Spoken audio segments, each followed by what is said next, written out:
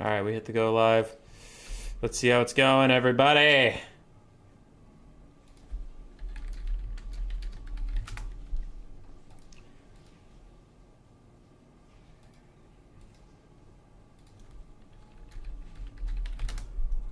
How's it going? How's it going? All right, we hit the go live.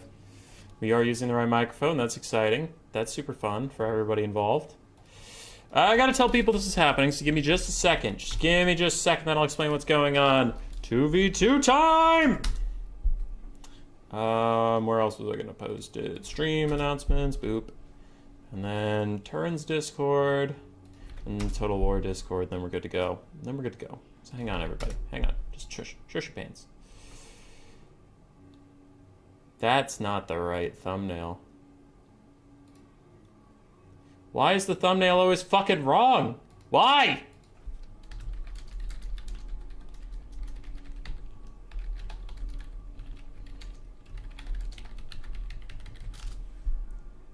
Okay, well that's weird. Thumbnail's wrong as hell, but that's fine. So what are we doing today? What's going on? We have a 2v2 tournament. The stuff of legend, the stuff of old.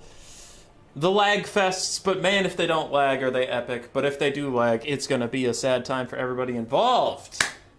Bad YouTuber is why, because you're bad, fat kid at recess. So it's 2v2 Kill the King. We did this a long time ago in the ages past. It's been a bit. A refresher, it is a proprietary format. I have a patent on it. Nobody else can take it and use it. That is illegal! It's illegal! Don't you do it! 2v2, let's take Swarven Tank as an example. Swarven Tank, they picked two armies. They already picked them, I could go find them, but I'm not going to because I refuse. Actually, you know what, fuck that. Fuck that shit. We're already in a lobby. I can just show you people who actually exist and not make up shit about Swarven Tank. But we do have 7 tournament teams. Chaz and 80 Ruda, Swarven Tank, Sir Groot and Tidus, Sabrus Regnum, and Super Mario Fried Chicken, Raced and Bellicor, Cuden and Geese, and then Getty and P-Meister. Swarven Tank are my favorites to win the tournament. When somebody was given a buy round, I gave it to them. They are the tournament favorites. I also know they do have lag issues sometimes when I cast their games because I'm over in America, and I believe both of them are in Eastern Europe. So for the smoothest of the tournament plus the most fair, because we have a bunch of new players, and Swarven Tank have been playing 2v2s since as long as I've been doing 2v2s. They keep signing up as a team, and they keep whooping tons of ass. So they are my tournament favorites. I think they're going to do great. Race to Bellicor, Sabrus Regnum, and Super Mario Fried Chicken are also pretty solid contenders. Super Mario Fried Chicken's super new, but Sabrus is a master of many things composition-wise. So I think if Super Mario's playing the King Army... What's the King Army? I'll get there! If he's playing the King Army, Sabrus can develop a pretty nasty defensive mechanism around him. All right. So what the hell is Capture the Flag / 2v2 Kill the King / whatever you want to call it? Take these armies right here. Tidus and Sir Groot are on a team. Stark Elves and Lizardmen. That's all I know. That's all their enemy knows. One of these two armies is going to load in the game with 3 units. That is what tells you who you're aiming for. The army with 3 units has a Lord, because of course they have to, and 2 Kingsguard / Bodyguard, whatever you want to call them, units. You can spend as much money on them as you want. So if you're going to Lizardmen, for example, let's say they're the king, they probably want like Mazdamundi on Zlok with all of his spells, the Shredder of Lustria, and maybe the Arwar Temple Guard, because you just want to burn as much money as possible because those are the only 3 units you get, right? You load into the game, the High Elves and the Skaven see Mazdamundi, the Shredder of Lustria, and that other thing, and they see an entire Dark Elf army. They know that they need to kill Mazdamundi. He is the flag. He is the king in chess. Doesn't matter. If they kill Mazdamundi, the game ends immediately. Their whole army could be shattered and routing. Everything could be flying off the handles, but if Mazdamundi dies before their king dies, game's over. Doesn't matter. Same for the High Elves and the Skaven. Let's say the High Elves have... Well, they're not a great example, and I'll get to that in a second, but let's say they have Tyrion, and then 2 Dragon Princes, and then a whole Skaven army. The Dark Elves and Lizardmen know we need to kill Tyrion to win this game. Right? Right. Now, a couple things. One, the king cannot be a flying unit. Why is that? That sounds overly complicated. There's tons of flying units. Yes, we did this before. We allowed flying units one time back in Warhammer 2. It was a long time ago. But when people got the feel of it, the meta degenerated into take as many fucking flying units as possible. There's a flying blob fight. Game's over when the flying blob fight ends. You know, yes, I know you can land units, but it just leads to some anticlimactic game end scenarios. If one flag is flying and the other one isn't, if you eliminate all ranged and flying units, that king can literally never die, and the game doesn't matter. So it's just better. It's better if the king is always accessible by the enemy army, so on the ground. That's really the only rule we put on the king's army. Otherwise, they just take whatever expensive units they want to have fun. A benefit is, when you have the king's army and you have all this money you can spend on 3 units, we see some super elite fucking units we don't usually see, because why not? You have the money, fucking spend it. Who cares? You also maybe get to see some cool spells you don't always see, because if you take a spellcaster in the king's army, you might as well keep all the spells, because you have way more money than you can spend on 3 units, right? Because you have the normal amount of gold, the 12,000 amount of gold, and you can only buy 3 units. So that's it. That's the format. Sam Goodwood, this sounds so cool. It's funny, this is the kind of stuff we based the channel on in the early days. There was a lot of streamers, and I was just a tournament player. I played a shit ton of tournaments, and I got tired of standard tournament formats, like just, land battles. These are fun, sure, but I'm kind of done with it for now. I want to try some cool stuff, so I would host, like, the Civil War series is one I did where, like, it's an entire tournament of one faction. Right, so everyone in the tournament's playing Skaven, let's say. But then at the start of the tournament, you declare what faction you're playing for. So Clan Eshin, Clan Mulder, Clan Scryer. And depending on which one you picked, you could get different units. So if you're playing a Scryer, you need to take a certain number of Eshin units, right? Like Death Runners and Night Runners and stuff like that. If you're playing Clan Mulder, you needed a certain number of Rat Ogres, Wolf Rats, Helpet Abominations, all those things. So, you know, we did fun tournaments like that. And then when Warhammer 3 came, a lot of streamers left. So then I had to do much more serious, much more normal content, which is fine. I enjoy high competitive content. But things are slowing down a bit again. We can actually take time to do some more for fun formats like this one. Hey, Bruno. The only worry I have is the classic 2v2 lag situation, which, if that happens, we will just switch to casting replays. But we'll see. We'll deal with it when we deal with it. Columbia's Prime, Bruno. Hey guys, how you doing? So behind the blocker, I can look at the armies and start to figure out who's the king and who's not, but I think it's more fun if I find out in real time with you guys. So Skaven and High Elves versus Dark Elves and Lizardmen. All right. It looks like we have 2 very different strategies. Now I'm playing a bit of coy because AD Ruda, which was originally going to be my partner, his partner was nowhere to be found. He got abandoned. So I was going to sub in for him, and he told me his idea because I was going to be his partner. And at the last second, Chaz's partner had to go. So Chaz was also an orphan. So then I connected those two. But I already knew what AD Ruda wanted to do. If he stuck with his plan, he wanted to have Alethanar as his king, and he wanted to have an entirely stealth Skaven army. He just wants to sneak the fuck around. I don't know if it's gonna work, because, like, I don't want to shoot down the guy's idea. If he's having fun, he's having fun, but, like, that's cool. How are you gonna kill anything, man? But I was down, you know, we were gonna do it for the memes, for the lulz, for the people, but now he's got Chaz to do it. I don't know, because thinking about Eshin units, especially against, like, Lizardmen and Dark Elves, where's the killing pressure gonna come from? Onto Mazda Mundi or Malekith or whatever the fuck their kings are gonna be. I'm sus. Now you might be saying, Human Boy, I see an immediate flaw in this format. What if someone takes Oxyotl, throws him in the corner, and refuses to play with him all game? How is the enemy team supposed to kill that king?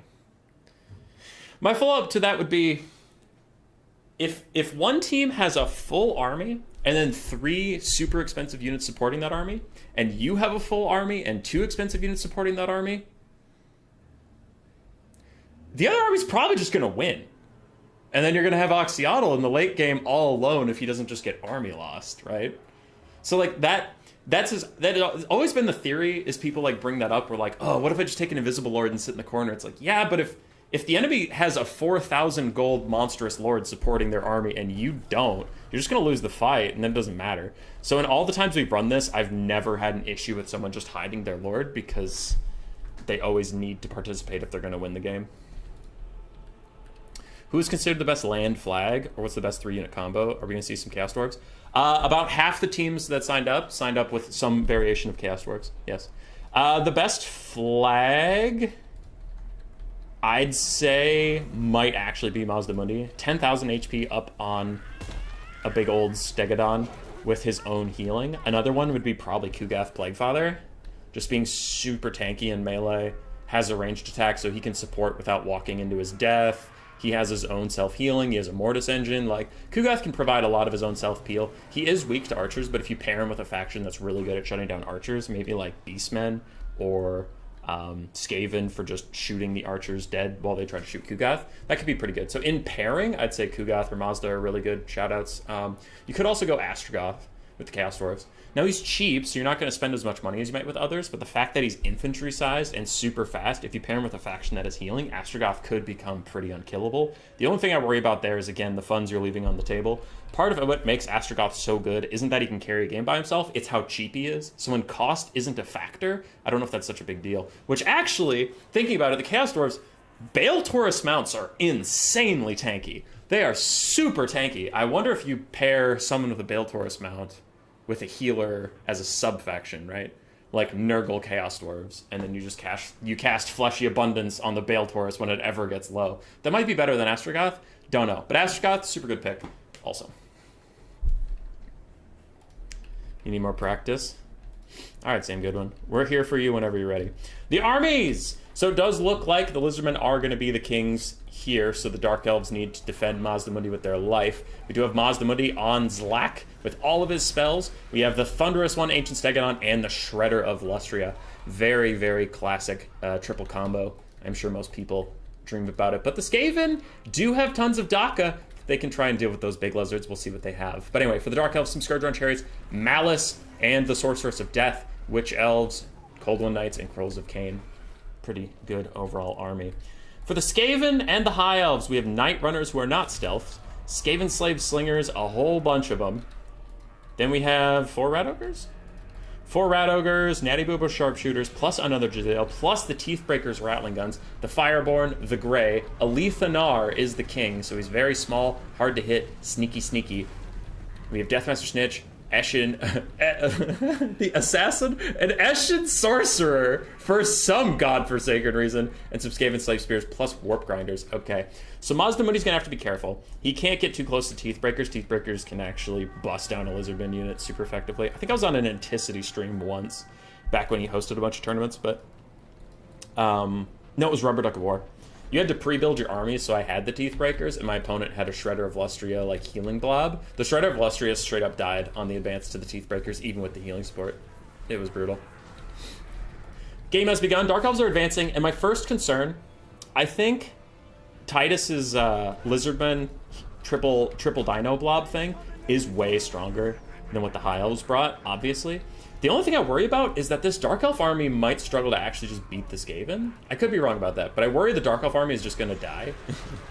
And then it's going to be the Skaven army trying to finish off Mazda Mundi. Because they don't have to kill all 3 dinos, they just have to kill 1.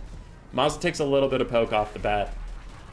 But I guess that being said, the Skaven don't have the best front line here. Like, they brought mostly slings as a front line, and they're just getting run down by Dark Elves right now. Something is being cast. It's Mazda Mundi's Bound Banishment.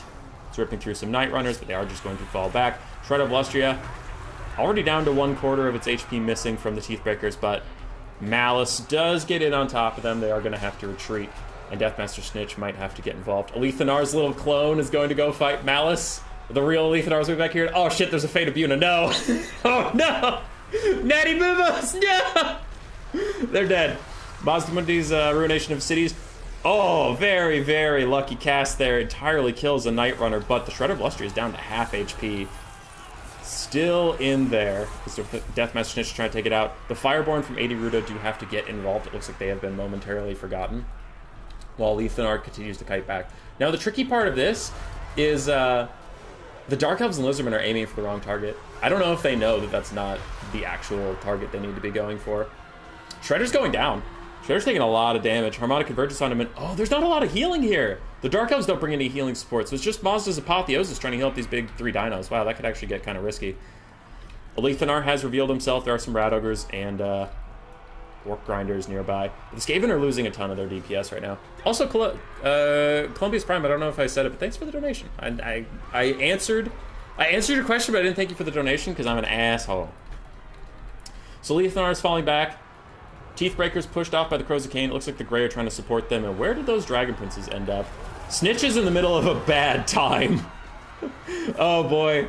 In the middle of two big dinosaurs getting work done right now. His terror route is going to try and get him out of there as Malice recognizes him from the DLC trailer and decides to come in there and say, what for? Skaven and the High Elves are quite down on the balance of power, and I would tend to agree. They did a decent job against the Dark Elf army, but the triple single entities are just going to be too strong. And there wasn't enough of a front line. The Slingers had really nothing to shoot at. All the Dark Elf infantry shielded and such. And they just got blitzed right through. The Fireborn and Alethanar are still firing. Mazda's taking a bit of damage. And Deathmaster's still in here. He does need to try and fall back if he can, but currently he's just being a nice distraction Carnifex because the real target is Alethanar, who is full HP. Mazda's down about a fourth of his HP. And Malice immediately sees the real target and starts sprinting towards poor little Alethanar as the Grey try to shoot Mazda Moody as Alethanar starts running for the hills. Does he have any support in really sniping out Mazda? Doesn't look like it. Eshin Sorcerer might be casting on him soon. Snitch is tenacious! He's not giving up shit. He's in here. He's fighting. Slippery gives him 74 melee defense. He continues to poke Mazda down, who's just above half HP. But Malice is gunning straight for Alethanar. Alethanar summons another clone, and the Teethbreakers are back. Oof, the Teethbreakers could pop their concealment bombs and get closer to Mazda Mundi. This could be a wild turnaround. Malice is taking a lot of damage, but Alethanar and his Grey are really focusing on Mazda, as I think they should. He does a Brittle Bone on him, taking his melee defense down 40. Rat Ogres and the Eshin Sorcerer on the backfield. Scourger and Chariots trying to chase down Alethanar. It looks like the Dark Elves are currently... the Dark Elves noticed that they actually need to be going for the real Alethanar, and now they're trying to sleuth him out a little bit. Snitch is getting low. And actually, that's funny. The Skaven and High Elves are up on damage value, but they're significantly down on the balance of power. Cold Knights are going to dive in. Snitch terror routes yet again, but the dinosaurs are getting in each other's way, trying to find him. They're trying to find a mouse between dinosaurs, and it's just not really working out for them. Maz is chilling. He's fine so far. Little Eshin Sorcerer tried to throw shurikens at him. Oh, the High Elves didn't bring a mage either. Yeah, they probably want to do that. Probably cut the Grey. Keep the Dragon Princes, but cut the Grey and get a caster of some kind, just because magic is so valuable. Shredder's getting low, man. Not that it matters, it's not the target you want, but I'm very impressed that the High Elves and Skaven were even able to do this much to the Shredder. That's quite nice. Maz is taking a bit more poke. There are Rat Ogres all over him. Gutter Runners coming in now. It looks like the Skaven are doing their best attempt to snipe him out. It's just not going to work without their range tools, though, and the range tools have been effectively pushed off by the Dark Elves of Sir Groot. Yeah, Skaven High Elves about 1k damage value up, but it's just not going to be enough. Giant route from the Skaven are all pushed off, and all three dinosaurs, and they think about fighting Snitch for a second, but they just need to go find Alethanar, who uses last clone. No, he still has one more clone. So he's running around. He's being sneaky. But you can see the difference in the strategies. Like, the safety of Alethanar, he's been mostly untouched this entire game. He just doesn't offer as much support as Mazda Mundi does. So while he is safer and while he is sneakier, it's just Mazda brings a lot more to the table. So what the Lizardmen and Dark Elves did is they killed the entire army, and Alethanar is like the last man standing, but he is the last man standing, and he is eventually going to be brought down. Are Stormvermin somewhat usable online? Carlos, a little bit. A little bit. They're still not that good, but they're a nice little surprise piece. I've been enjoying them recently, especially in the Greenskin and Beastman matchups. Matchups where the enemy expects to just bust through your front line like nobody's business. If you have one or two units that hold, it can really throw off their tempo. How do we play Capture the Flag? This is exciting. I feel like I explained it throughout the game and at the start of the game, but I will try to host more fun things like this and not everything just a sweaty try-hard 1v1 land battle tournament. Values are going to be a little wonky because of multiple armies and stuff, but the triple dino core took a lot of damage. The Shredder tanked a ton. His healing cap actually showed up, and he almost died at one point, but that wasn't the target you needed. Mazda Mundi was the other guy. Meanwhile, Alethanar stayed super safe. That part of the plan worked. The only problem was you couldn't win the fight down that much. Because if you just look at the King armies, right, like the Grey and the Dragon Princes are about 2,500 gold-ish. I mean, I'm probably off on that or whatever. Alethanar is about 4,000 gold complete. Like, the whole High Elf contingent of this army is 4,000 gold. The Lizardmen contingent of this army Shredder is 3.5. Thunderous one's 2.2. That's already 5,700. Mazda Moody's probably another 3,000. Like, the Lizardman player brought about 9,000 gold to party with. And the High Elves brought about 4,000. And you could really feel it, where it just felt like the Lizardmen were helping the Dark Elves so much more than the High Elves. That's exactly what we're talking about, where, like, the first issue people bring up is if you take a Stealth Lord and just hide in the corner. But without money restrictions, you can bring some super high impact units and just fuck shit up all day. So, it's quite nice. Malice went hunting for Lethanar for a while. Fata Buna caster, Fata Buna the Natty Boo Boo sharpshooter, and made me cry a little bit inside. Nothing else really got any value that sticks out to me. Snitch was in there. I was shocked how well Snitch hung on in that fight for a long time. Teethbreakers did great. Rat Ogres did fine. The Astron Sorcerer was a funny meme, but he doesn't have good spells. He can't really get through. Because imagine if you had brought Flensing Ruin. Oh, imagine if you brought Flensing Ruin, man! Overcast Flensing Ruin on all three of those big dinos and Malice when they were in that blob? That's like a 5,000 gold Flensing Ruin! Come on! Come on, man! I know they did it for the memes. I know they wanted the Eshin memes, and I appreciate the memery. I appreciate it. I see you. But come on, man! Flensing Ruin that blob! Oh, I'm so mad now! I'm so mad now. This is the most upset I've ever been in my entire life. All right, let's see how the bracket's going. Cuden and Geese are ready. So I'll take you to the bracket real quick. Sir Groot and Titus are going to fight Swarv and Tank. I lag with Swarv a lot. Just 1v1. I lag with Swarv a lot. So I'm not going to spectate that game because I don't want to lag it. And I suspect they will get 2 finals. So I'm going to ask them for their replay. We will see that game, but I just know it's going to be laggy if I join in because Swarv and I don't have the best connection. I don't think Tank and I really do either. So watch that one as a replay, and we'll try to catch this bottom bracket live, and we'll see if there's lag. If there is lag, we'll back out. We'll ask them for the replay, and we'll cast that going forward. Just being real about Total War Warhammer. Sometimes you get laggy 1v1s and 2v2s. You just have way more combinations for lag. But our first game went really well. I wasn't having any lag issues, so hopefully the players felt the same. And yeah, I will... Not that one. I'll message Cuden and just say, Swarv and Tank.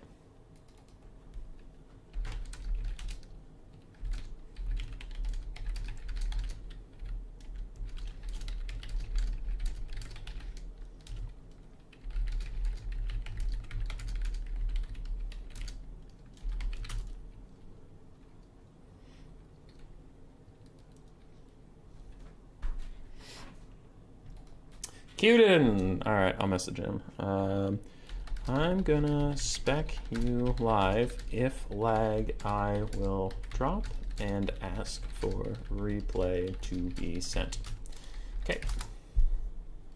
So yeah. You guys want to see some shit? I have some fun footage while we wait for a game. I'm working on a video right now, but Bull Centaurs might be a little too strong. They might be a little too strong. I'm working on a video about them because people are it's a big discussion point. People don't like Bull Centaurs because they're just way too good. I haven't noticed too many issues with them because I fight them in melee. But then somebody brought up some of the domination guys. I think it was like Archcase Houseplant, Tim the Wilder, Platypus, those guys. They're bringing up that the Bull Centaurs are super bugged at ranged. So I wanted to see it. And I had him run into 3 Rattling Guns, which is usually the terror of any cavalry unit. But it don't matter.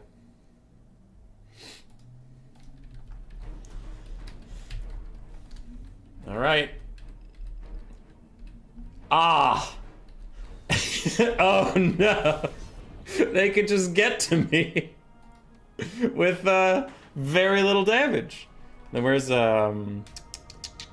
those fire glaives? Yeah.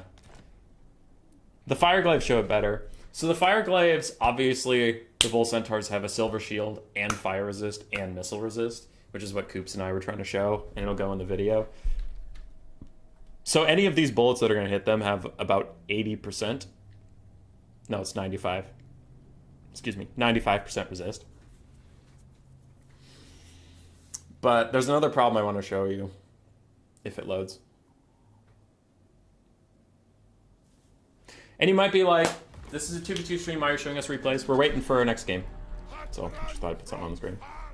Here's the big difference. And the Fireglaves show it because they're so pretty. Look behind them. Right? They're sitting still.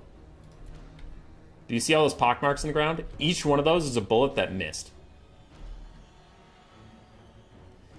That's a lot of bullets missing. You can even look at the unit. There's just a lot of lines flying straight past them. If you do the same thing with Dragon Princes, just barely any bullets miss. So the hitbox of the Bull Centaurs is too high. So ranged units are aiming at this weird point that's about the Bull Centaur's head, which is fine if they hit, but there's a range spread, right? Because not every ranged unit is super accurate. That's just good game design, in my opinion, as ranged units aren't just like, I click on this and I'm going to hit it no matter what. It's like, you know, they're going to stray within a circle. Well, the problem is you're aiming at the guy's head instead of his chest. The circle mostly misses, right? Because the target you're now aiming at is super small. Whereas if you're aiming for his chest, it's like, well, if you're a little low, you'll hit his leg. If you're a little high, you might hit his head, you might miss. Those kinds of things. They aim for the Bull Centaur's head. It just doesn't work. So the Dragon Princes are going to run at him.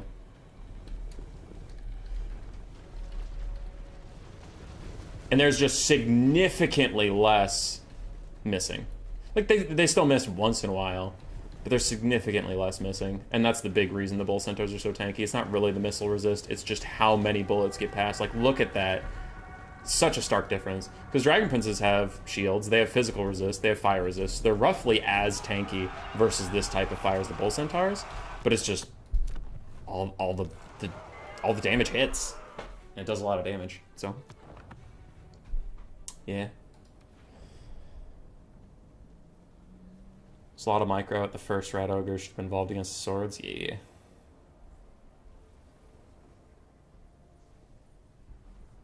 Geese Howard, how'd your first game go? What were the comps while we're waiting? Also, the Faction War's coming along. Have a pretty good number of those Faction War replays coming in. What's fun? Oh, that's right. Sabers just wanted me to take a look at this. Yeah. Faction War is going to be sick.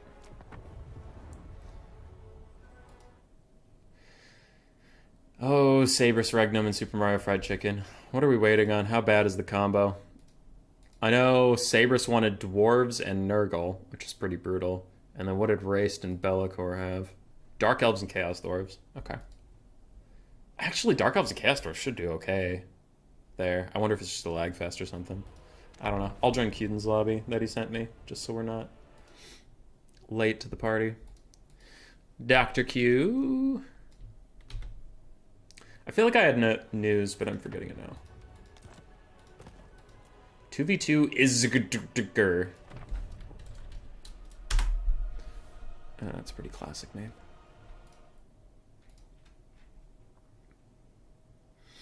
Chaos Dwarves and Warriors of Chaos versus either Dwarves and Nurgle or Chaos Dwarves and Dark Elves.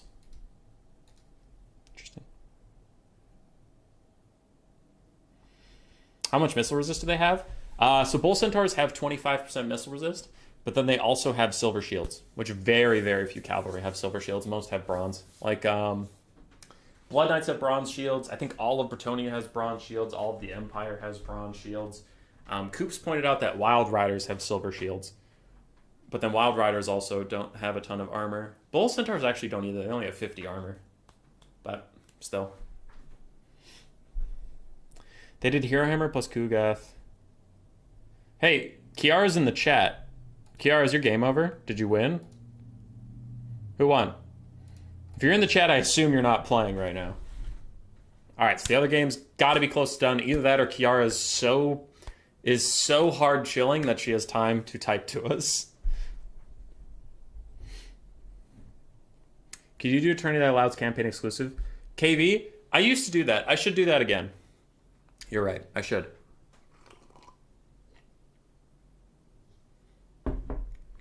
Chaz, the Skaven player, was in. Chaz, I liked the memes. I don't know if you heard my analysis at the end, Chaz, but everybody else mute your mic.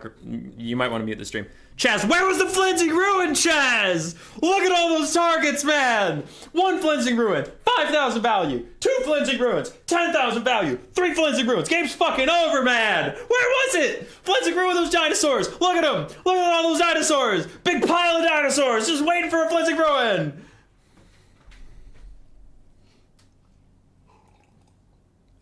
You recently booted up a Snitch, i.e. any pointers? I have a lot of success with Snitch's sieges. If you start a siege battle and you have like Snitch, a gutter runner, sling, not the 360, a sling gutter runner, and then 2 death runners or a triad and a death runner, put them away from your army, wherever you are, and then put your main army in front of the gate. Be super obvious. Enemy will spawn, aiming at you. Snitch and his goon squad hop in the city. It's up to you whether you go through the gate or the ladders. I usually just go through the gate because for me, taking ladders takes forever, but up to you. But once you get into the city, the AI will start getting diverted. And then you're playing 2 very separate games. You're playing the fuckery game, where you just want to run around inside the enemy's base, stay as unspottable for as long as you can, but then take capture points, draw them back, but don't actually take a fight unless you can ambush like a single infantry unit, get in there, kill it, get out, all those sorts of things. That's pretty good. And then your main army's pushing up. Probably keep your sorcerer with your main army because that's where a lot of blobs are going to form. You're not going to get a lot of good blobs with Snitch because the type of units I was running around with him, they're squishy. So I don't really want to stay in a fight to even form a blob. So whoever your caster is with blob punishment tools, stick with the main army, push through there, and whenever things get a little rough, just have Snitch and his cohort of fuckery take the backfield, and it'll really draw the AI out. And you know how the AI is. They're super indecisive. So they'll send probably like 6 units too many to go try to find Snitch, and they just won't be able to find him, and he'll run away. Hee hee hee. And then when they leave the front gates, you just fuck them up. So I had a bit of that. I didn't take a ton of like straight up, this is a siege, I'm going to fight normal siege. It was a lot of shenanigans until the late game. Then in the late game, you have enough Skaven fuckery that you can just kill anybody, right? Like the Poison Mortar, ROR, just murders anything that's up on the walls. Super easy siege. Plague Claw catapults are super easy. But the early game when you're fighting those greenskins in Cathay, and then a little bit of Cathay themselves, I have some Metal Gear Solid shenanigans. I enjoy it. Also, what I like to do is, as you're expanding, you can build up for that assassination scheme where you can straight up just delete a faction. That's really fun to do if the Chaos Dwarves get rolling. Because then by the time you take all of Cathay and you're ready to push westward, the Chaos Dwarves are sitting there like, we have a mighty empire dead. And you just settle all their territories. It's pretty funny. What's the best capture the flag strategy so far? It was back in Warhammer 2, the last time I really ran this. But Vlad von Karstein on foot was pretty good. And then you would have a Mortis Engine and like Blood Knights or something. And then an enemy army, an allied army that could take out ranged units effectively. And then the late game melee blob, the Mortis Engine just kills everything and Vlad stays super safe. That was strong, but Game 3 is a different animal. What Game 3 added a lot of is big, monstrous fighters, right? So you have Scarbrand, you have the Exalted Keepers of Secrets, which, while they're trash, you don't want to 1v1 them. They're trash because they're super weak to archers and skirmish cav and spells and monstrous infantry, but you never want to 1v1 an Exalted Keeper of Secrets, right? Tzeentch's Blue Fire, plus his Exalted Keepers of Secrets aren't that bad at dueling either. The Greater Unclean ones in Kugath are actually really good duelists. Really, really good. Ogres don't have any good duelists, but Crushers with great weapons are incredible. So a lot of things got added into the game with the new factions that are really good at fucking up single entities, even without line of sight. Because in Game 2, I loved Game 2, don't get me wrong. But Game 2, there was actually a pretty big issue with single entities where you kind of had to just shoot them. Like, dueling single entities wasn't much of an option unless you had a dragon. Because dragon mounts are the only mounts that could reliably get where you want to go. In Game 2. So, Game 2, a lot of the meta was foot lords being your flag because they're tanky. And in this, they're still tanky. But the problem with foot lords in this game is if you get hit by something, it's going to one-shot you almost. Because like Scarbrand can do 1,000 damage per hit. The Blood Dragon Lord could do 1,000 damage per hit.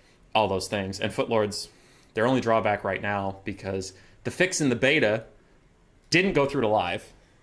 But there was a fix in the beta where foot lords didn't get as much of the knockdown shenanigans. Now, for some reason, that didn't make it to live. I told CA, they seemed surprised, so it wasn't intentional. And hopefully they'll bring it back next patch. Anyway, with foot lords still being tanky like that, I mean, they're kind of tanky, kind of, but they still only have 4,000 HP. So if Scarbrand runs up, bam, hits him, 1/4 of HP is gone. Bam, hits him again, another quarter of HP is gone.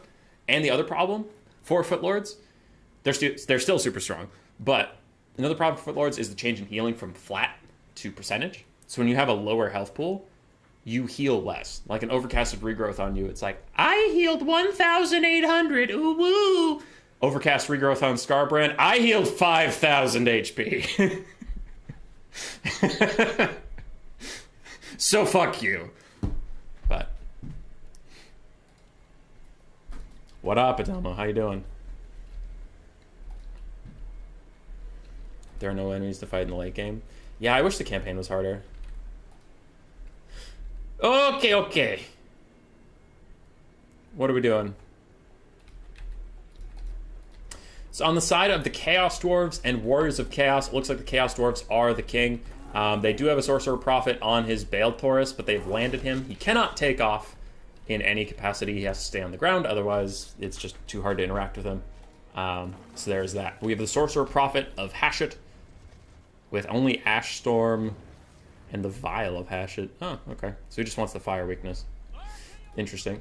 We have a Kadai Destroyer. Huzzah, Kadai Destroyer. This unit is mega trash, but you know what? I'll accept it. And what else? We have a Demon Smith, Sorcerer of Fire. He does provide the heal. Where's your heal? Reforge, there he goes. He has the heal for the Kadai Destroyer, plus he just has a bunch of fire spells. Nice. And the Chaos Accompanying Army, double Exalted Hero. Alright. Archaon the Everchosen, very good Lord choice. Marauders. Chaos Warriors Chosen. More Chosen and more Chaos Warriors, so it's every infantry type that Chaos can bring with great weapons. Very little ranged for them. On the other side, for Nurgle and the Dwarves, it's the big meaty boys. We have Kugath Plaguefather as the flag. If he dies, the game ends. Same as the Chaos Sorcerer Prophet of the Dwarves. Bilious Thunderguff, the Chaos Giant ROR, and good old Uncle Frunkle. Great Unclean One, ROR. You stomp your way to victory, my friend. Protecting the fat boys are some Slayers. Looks like 2 Slayers, Dwarf Warriors. The classic Dwarf box of Sabrus. We have 2 Cannons and a Flame Cannon. Plus Gotrek, a Rune Lord, and Felix. A Rune Lord? Why Rune Lord? Not Thorgrim. The Rune Lord still does have the better than perfect Vigor Aura with ITP.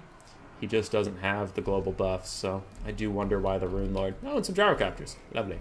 2 Gyrocopters, Brimstone Guns.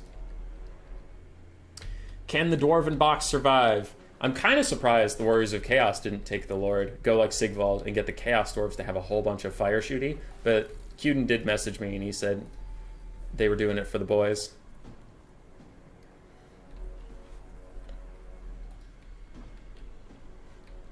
They wrecked you with the ultimate blob. Yeah, I think you do have to go pretty shoot heavy versus this duo. You gotta pew-pew them to death. Pew-pew them all. We are off. The Dwarves with their double cannons and a flame cannon and Kugath should actually do pretty decent damage on the way in. Look at that little Nurgling fly. Look at him go. Ah! Bap. Rip Chosen. The advance begins. Now, there's not a lot of defense versus these Gyrocopters. It is mostly just going to be on the Exalted Heroes to fly after them, though the Gyrocopters are faster. They can stay out of range of those guys pretty easily. It's just got to pressure them off of the Sorcerer Prophet. Can't let them take damage free. Interesting they choose to fire their fire ammunition at the 90 armor, physical resistance, and fire resistance. Could I Destroyer?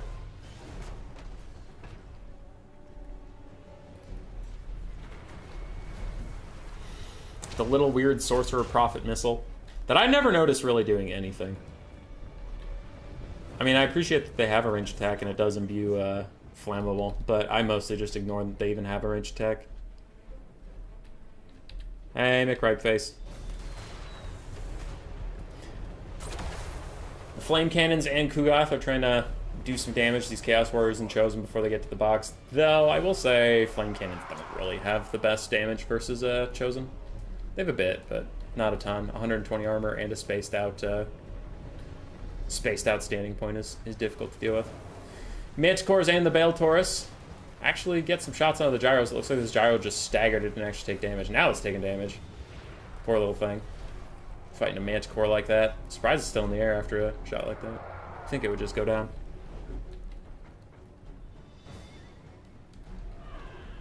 More firepower. This front line is just Dwarf Warriors. Meaning Chosen will get through them, actually, pretty quickly.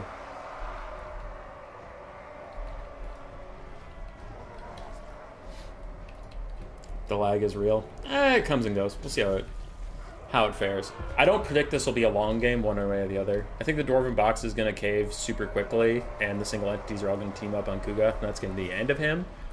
Or the box isn't going to cave, and the Warriors of Chaos will very quickly run out of steam. One or the other. I just think it's going to be a pretty decisive match.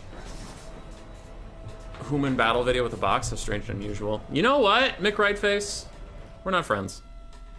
We're not friends anymore. You've been unfriended on MySpace.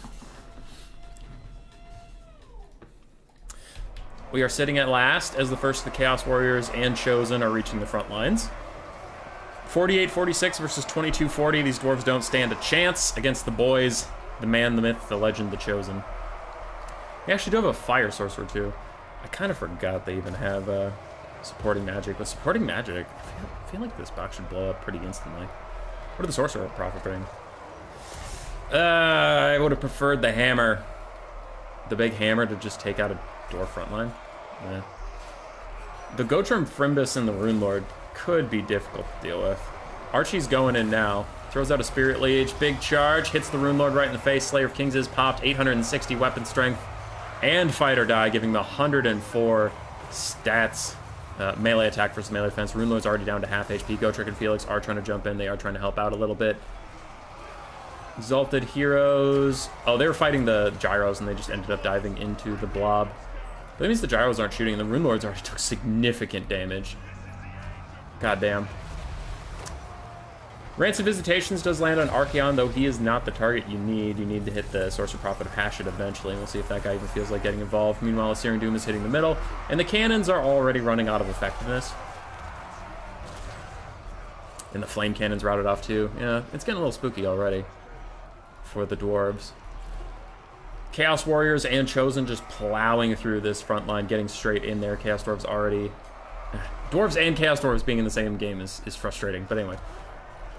Chaos is already getting through the dwarves with the support of the Chaos Dwarves. They will be just fine. Chaos Dwarf Chaos. Chaos Dwarf Chaos Dwarf Lord Glade Guard. Glade Spear Rider Guard. The ultimate point being too many things share a fucking name in this. So Kugath is fine. It looks like Chaos and the Chaos Dwarves are taking the strategy of fighting the dwarves. Rather than dealing with the Kugath blog, they will just leave it for the very end, it seems like. I don't know if that's the right decision, just saying that seems like the decision that is happening. The Exalted Heroes and their Manticores are just stuck on gyrocopter duty and they will chase them down, but with the slower speed, they should be able to get kited out rather effectively. Bound Spirit Leech from Uncle Fruncle is onto Archaon. Man, they're putting a lot of investment into killing Archaon. I suppose it's because the Sorcerer Prophet of Hashut has just been chilling. And that is a risk. The longer the Chaos Dwarves don't commit to the fight, in either fear of losing their lord or whatever, it is leaving Cuden and his Warriors of Chaos in a 1v2. Because you can see the damage values, 600 for the Chaos Dwarves and like in the thousands for everybody else. They just haven't participated in this fight, and they do need to get much more aggro. The Chaos front line beat the first of the dwarves. The box has entirely fallen apart, but the single entities are just fine.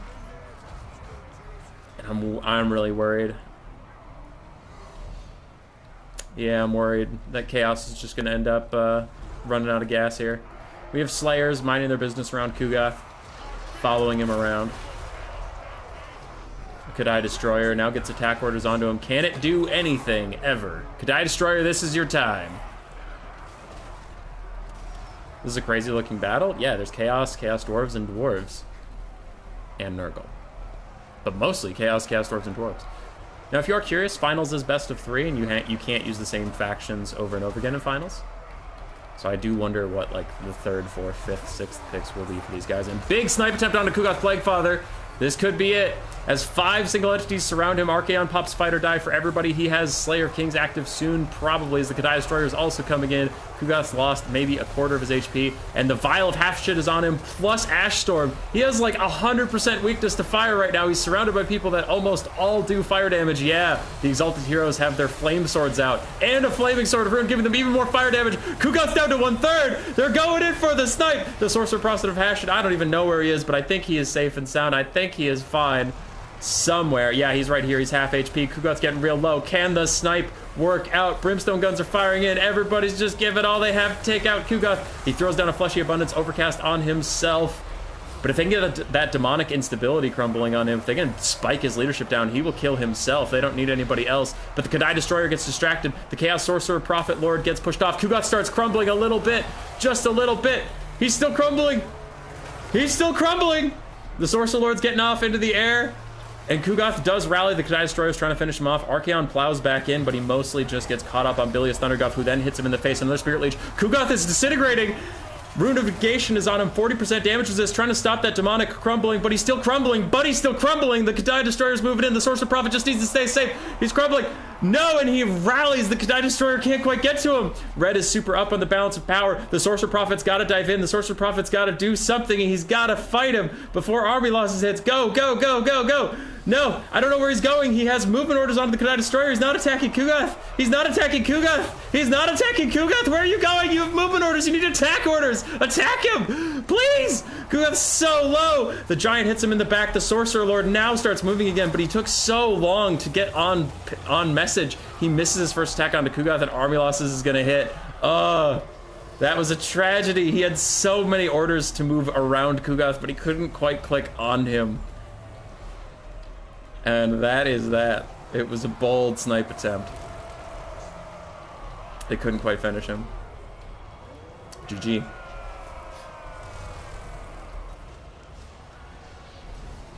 GG. That was real close for you, fat boy. Toad Demons, what's their name? The Slan? No, they aren't demons. Plague Riders? Pox Riders?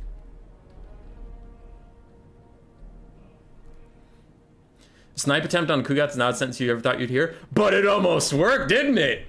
He was at full HP and then he was dead in like a second. That was really cool. I like how long Cuden and Geese just like sat and waited and waited and waited, and then they saw an opportunity and they're like, fuck it, all in, and threw down every fire weakness they could, threw down all the fire damage they could, just hit him and almost finished him off. But that Sorcerer Prophet, just his orders just weren't there. He missed a couple unfortunate opportunities to rear charge or something, or use that little projectile of his or whatever. It was super close.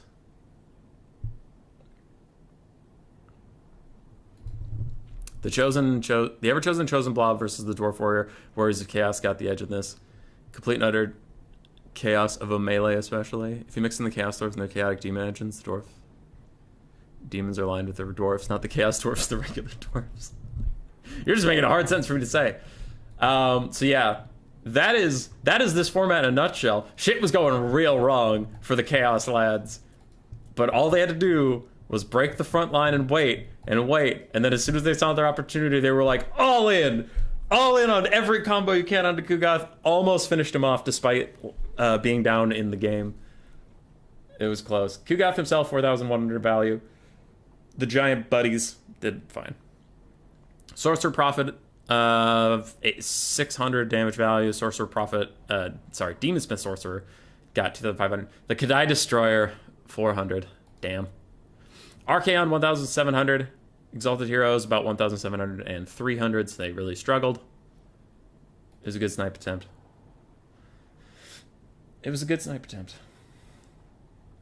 Gotrek and Felix, while they are a powerful blob when you have to focus on them, if you can just ignore them and go for the other lord, they were kind of powerless. They were like, wait, pay attention to me.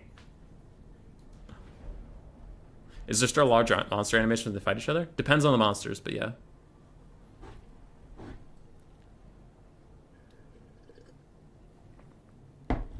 Ah, it was close. It was close.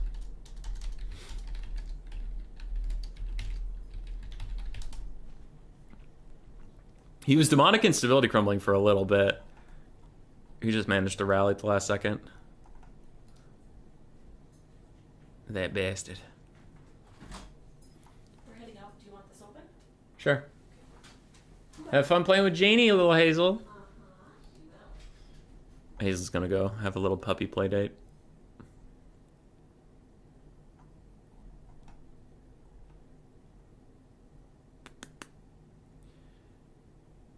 Alright.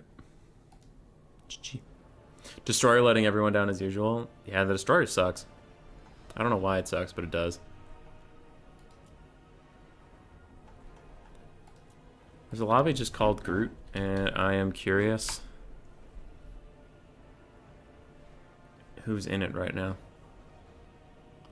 Okay, so only Tank is here. Either they haven't started their game, or they already played their game. And we should be getting a replay soon to cast. Is it really letting us down when we know it's garbage? Yeah, the Katai Destroyer just sucks. It just sucks. It's so bad.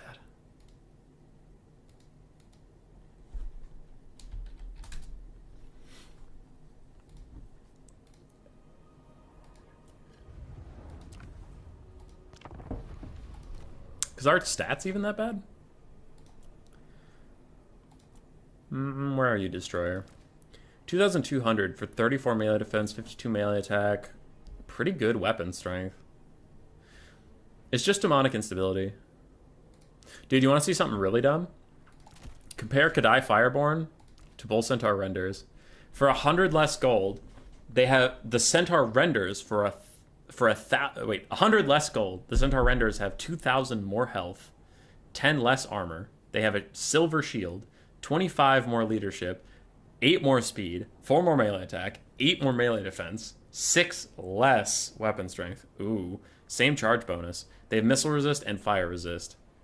But the Kadai Fireborn get 10% physical resist, a bonus versus infantry, and demonic instability, which is actually bad for you, not good for you. It's so fucking bad. It's so overpriced.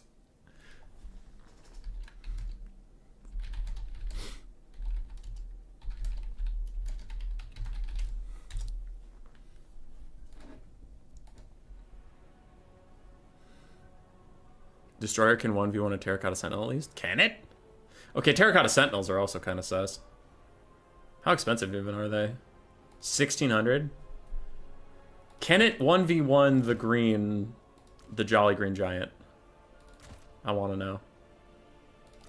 I want to know. Can you show me? I want to know about these strangers like me. Okay. Kadai Destroyer. You are 200 gold more expensive than the Jolly Green Giant. Let's see it.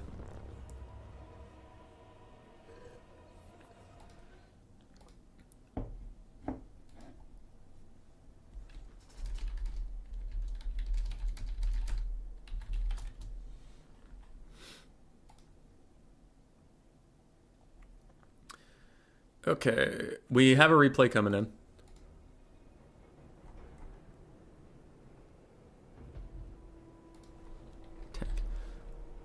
Apparently he's gonna send me something.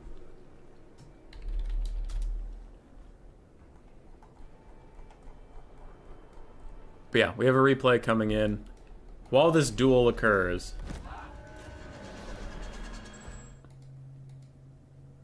Swarv Tank versus ODM. Okay. TY. And I'll message Sabris asking for their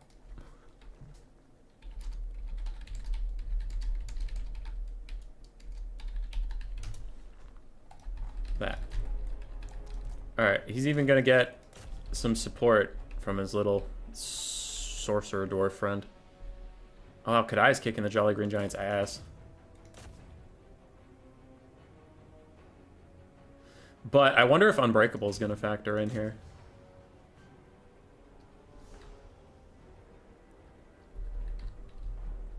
Okay, that guy's leaving, that's fine. So, with a little bit of support from his Lord and Master, does the Kadai win? Jolly Green, you gotta get a head off, dude. He keeps getting staggered.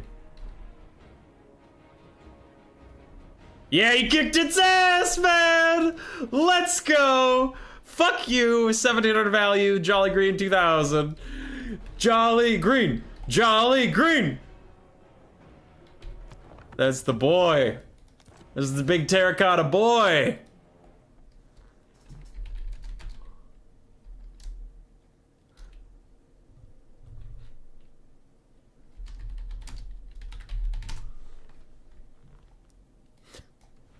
Jolly Green! Okay, we have a replay to go watch. So this is the other semi-final. And then we'll get on to finals.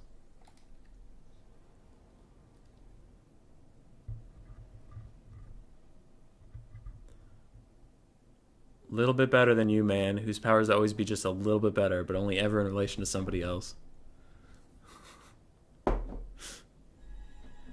Okay.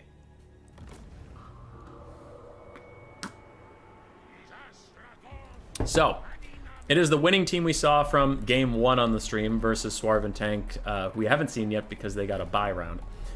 We are going with, ooh, the Getblom's Terror, Feral Carnosaur, the Shredder of Lustria, and the Mazdamundi. So Mazdamundi is the flag yet again. For the Dark Elf supporting army, we have Bleak Swords, some Dread Spears, Cold One Knights, some Dark Shards this time, and Crows of Cain.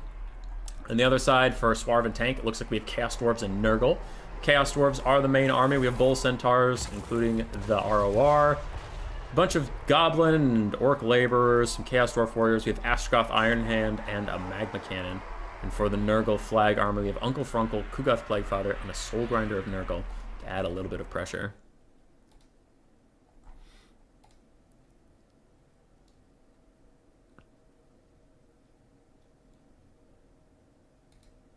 Okay. Sorry. I gotta pause this real quick so that the finalists can get their shit together, so that's my bad. So...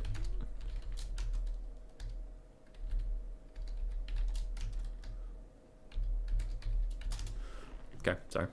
Doing some tournament admin stuff. Boom! Alright, we're back. If the Shredder of Lustria can, like, get to Kugoth, they'll be fine. Oh, there's an Infernal Guard of Fireglaives. Hello, little friends. I love this unit. I wish Fate of Buna didn't exist at all, so I could take this unit in every single game. Okay. I don't know what the Getblom's Terror is going to be for. I guess he can maybe try and snipe Kugoth, though I think the Thunderous one might still be better at that, because Stegodons are actually surprisingly good duelists. Malice, thinking about diving in. How does he do versus Bull Centaur renders? My brain says not very good, but I've been surprised before. Pops the Blood Price. Also throws down the Demon's Curse, lowering everybody's melee defense. That could be a good one, too. They surround Malice, and they'll do a ton of damage, but getting a rear charge from Cold One Knights while their melee defense is only 12, that could actually be pretty huge for the Dark Elves, but Malice is getting torn apart in the meantime. Fireglaive still tearing apart the Shredder of Lustria. I'm using that too much. He's already lost about a quarter of his HP. Moss is just, like, sniffing his ass, trying to stay behind him. Anyway, Bull Centaurs are gonna fuck off. They don't want any more of that. They don't want any more of this Cold One Night nonsense. And they are gonna get pushed away. Kugoth has just been chilling on his own, staying safe by the Magma Cannon. I don't know how long that'll last. We do have a Ruination of Cities coming in. Where do the curves go? Good curve, good curve, good curve. 3 really good curves here. Damn. This Mazdamundi caster knows what's up. Something's getting cast right here. It might be his Bound Banishment. Looks like it is. It has a wider circle than I would have thought. No, it's Pit of Shades. Oh, it's from the Dark Elves. Yeah. I was using my Lizardman brain. Shredder of Lustria and everybody is in here. Bull Centaur Render is getting worked on now that the big dinos have joined the fight. God damn, and that Pit of Shades just wrecks the Infernal Guard with Iron Glaives. Jesus Christ. There's a heal coming in somewhere. I saw a heal. Fleshy Abundance onto the Bull Centaur that took the most damage. That is pretty brutal. And then a Hellhammer wrecks the Cold One Knights and these Bleak Swords a little bit. Things going Chaos Dwarves and Nurgle's way. But the dinos are not to be deterred. Feral Carnosaur is running through the front line right now. Kugath is still untouched. But he's running out of people to hide behind, as we do see a mass exodus from the slaves of the Chaos Dwarves. One of their Magna Cannons is entirely upset, but Astrogoth is not done yet. He's in here. He's fighting. He's kicking the Shredder Luster's ass while it's just trying to walk past him. It's like, hey, I don't really want to deal with you, to be honest. Can you just fuck off for a bit? All right. Getblom's Terror gets an Apotheosis heal. It is surrounded by Bull Centaur Renders. It is also fighting Uncle for Uncle, but Malice Darkblade will not leave it on its own. It's like Spite's big brother. Spite is his little mount. He's going in there, and it's currently just giving him the stanky leg. The stanky leg. The stanky leg. Oh! Oh, it's styling on him. It doesn't even need to attack. It just needs to fidget, ominously. All right, there we go. It attacks. It probably had attack orders on Uncle for Uncle, and it couldn't reach him, so it just got stuck sitting around with its bum, and it's done. Kugath got netted in place by Mazda Mundi for a second while 2 Dark Shards opened up on him. This took about half his HP, and Malice is going in. Now, he does have a Tazarkan transformation. Normally, seeing a little foot character like this dive in onto Kugath Plaguefather is not a good time for a little foot character, but there's secretly a whole other health bar in there for the Darkblade. And things are actually looking quite good for the Dark Elves at this stage, I would say. Kugath's getting low, and while he does have healing, I mean, still, goddamn. If the Shredder and Mazda could get their way over here, they could snipe Kugath pretty easily, but they're stuck on Bull Centaur Renders, they're stuck on Astrogoth. And again, the Dark Elf support doesn't bring the Lizardmen too much healing, so it is entirely on Mazda's Apotheosis to keep the Shredder and himself up and going, and that just doesn't seem to be going so great for him. Where is Getblom's Terror? It's not dead. There's no shot it's dead. Malice is actually kicking Kugath's ass! Oh, fuck! He's just going! He's just going! He can't stop him!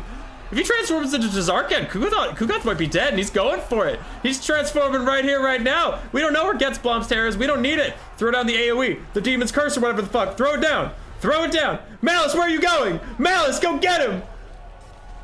Malice, you were kicking his ass. Get back there. Go get him. There's Getblom's Terror. Go get him. There he goes. He's running back in. He has attack orders on to Uncle for Uncle?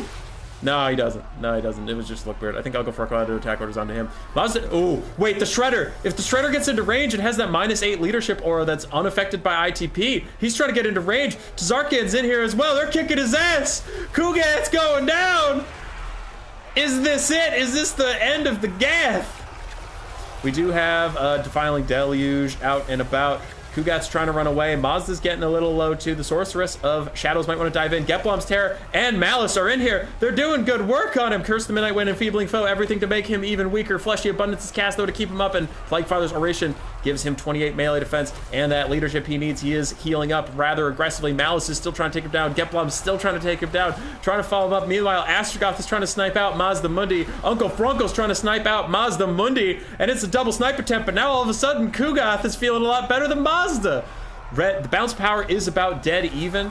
I would say the Dark Elves and Lizardmen, if this was a traditional fight, probably feeling a little bit better than Nurgle at this point, as Tazarkan continues to hunt down Kugath, and the Bull Centaur Renders are coming in, and Nurgle says, what is this? Strong heavy cavalry? I've never had this in my entire life. This feels pretty cool, as the Centaur Renders are going to surround Malice. Mazda Mundi's routing is down to 500 HP as Astrogoth doesn't give up. Astrogoth don't quit. 68 HP on the big Dino Man, and he goes down! Kugath survived the snipe attempt. The Bull Centaur Renders peeled him, and Astrogoth plus Uncle Frunkel ain't taking no for an answer when it comes to the Dino. And that is that. The game is over. I just want to check the values. 3,500 on Astrogoth Iron Hand. Jesus Christ. That character is built different. He built different. That was a good one. That was a good one, lads. We can't see the values because I exited out early, but the game was over. The king was sniped. Mazda Mundi died. Very, very close game. Very close game. Kugath was so close to dead at that point. That was nice.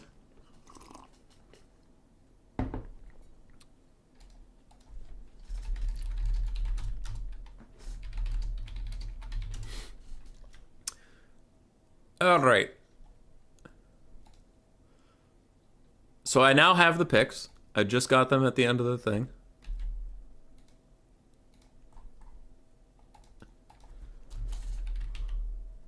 and tank.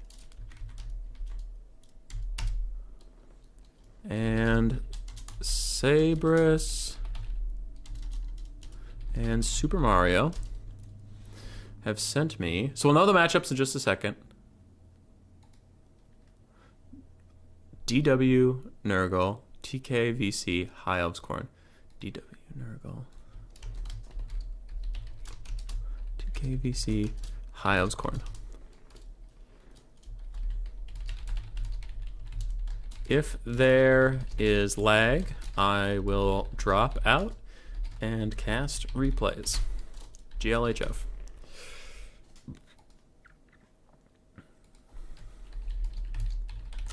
So let's take a look together, huh?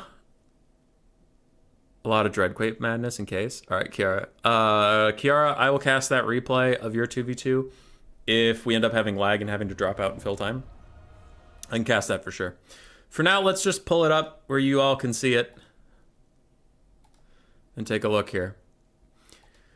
So game one, Swarv and Tank are going to be Chaos Dwarves and Nurgle versus Dwarves and Nurgle. Kugoth Plaguefather is going to be eliminated from the best of 3 in game one, no matter what. Then we have Dwarves Lizardmen versus Tomb King's Vampire Counts, and then Tomb King's Vampire Counts versus High Elves and Khorne. Now, Tomb King's Vampire Counts was the old king of 2v2 in game 2. They were a very, very popular combination indeed. The undead bros backing each other up. A lot of healing to be had between them. We will see. It would be kind of funny if... Who would have to win? Game 1, Swarv and Tank would win with Chaos Dwarves and Nurgle, and then it would be funny if Sabrus Regnum and Super Mario Fried Chicken won on Tomb King's Vampire Counts, and then Swarv and Tank won on Tomb King's Vampire Counts. Or the other way around, where Vampire Counts, Tomb Kings lose both. I think it'll just be funny if they either win or lose both. But it is a popular combo. I mean, you have two heavily heal-reliant undead factions that can support each other nicely. It's just good. Now you might wonder, why not the Vampire Coast? The Vampire Coast just doesn't have the same synergies with the other undead. It's fine. It's not great, though, because Tomb Kings and Vampire Counts mostly want to run at you and rely on heal grinding you out. Now, they have Oshopti Great Bows, sure, but it's not the same. Whereas the Coast relies super heavily on putting layers in front of you and shooting you while you show up. And they just don't really support what the Counts or Tomb Kings want to do. It's not a bad combo. It's just not very good. I don't know. Because, like, you might be like, well, just have, you know, Vampire Counts be a zombie frontline for the Coast. Okay, I guess. But then a lot of the Count's strengths is going to waste because they don't want to play defenses. They don't want to play defensive. They want to play aggressive. So what, are you going to use Blood Knights defensively? Or are you going to use... I don't know. How are you going to use a Mortis Engine? It's going to block line of sight for a lot of stuff. It's just not... It's not great. Similar with the Tomb Kings. Where the Tomb King's infantry is actually expensive, so the Vampire Coast friendly fire is fucking brutal. Like, if you bomber a skeleton frontline from the Tomb Kings, you're like, haha, I killed clan rats. And he's like, yeah, bro, you also killed my fucking skeleton spearmen. So what was the point? Anyway. Oh, we gotta go to the scorecard version of the screen, because it's a best of 3. I don't know who's on the left and right yet, so I can't change that yet. But it is a best of 3. Cool, cool.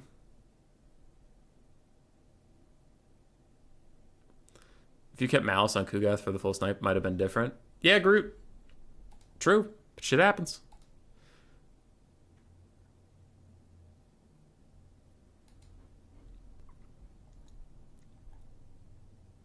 Next time we just straight up ban Kugoth, goddammit. Both games he got real close to dying.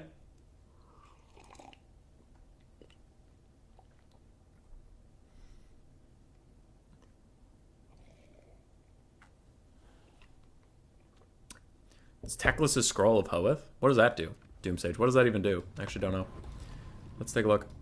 As far as I know, the players don't have a lobby for me yet. Scroll of Hoeth. Increase cooldowns. Oh, yeah, so it's kind of like Kotep Staff, so you could cancel him if he's trying to cast it. It doesn't cancel if he's already started it. But yeah, if he's trying to cast it, for sure.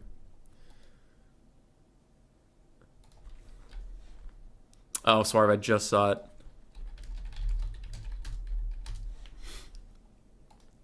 Okay, we got a lobby. I need a blocker before I enter their lobby in case they're already in their builds. And yeah, not too much lag today, which has been good. That is the only thing about 2v2s that scares me. I love 2v2s, except for the possibility of lag. And today's been good. So let's see. Swarv and Tank. My tournament favorites. They have been playing 2v2s together for a very, very long time. I did give them a bye round, so we didn't get to see as much of them, but I'm hoping this goes to 3 games. I'm hoping.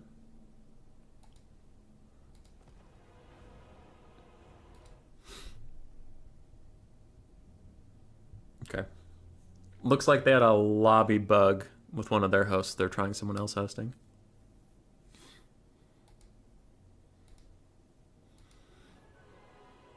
Nurgle and Chaos Dwarf sounds insane. It was, but honestly, Dark Elves Lizardmen almost fucking beat him, man. They almost beat him. It got real close. It got down to the wire there.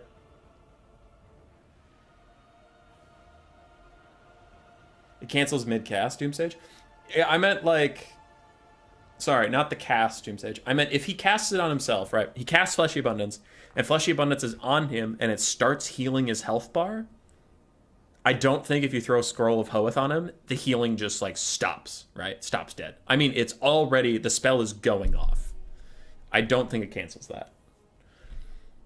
Because that's kind of like... the heal spell, maybe we're talking past each other a little bit. What I'm talking about is, like, if you cast Burning Head, and the Flaming Skull is ripping through the desert, if you cast Scroll of Hoeth on the caster, that skull doesn't just, boop, disappear, was what I was trying to say. Do you think multiplayer gives too little wins of magic? I don't think so, meow meow. This might be a spicy take, but I don't like extra reserves. I don't like factions that give extra reserves. I don't like that Death Passive gives you more reserves. I don't like that Tzeentch's Army Abilities gives you extra reserves.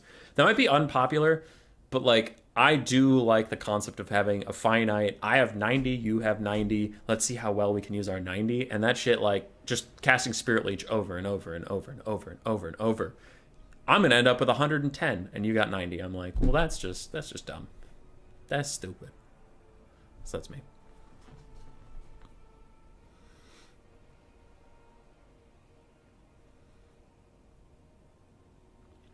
It'd be cool to decide how many wins of magic you could have.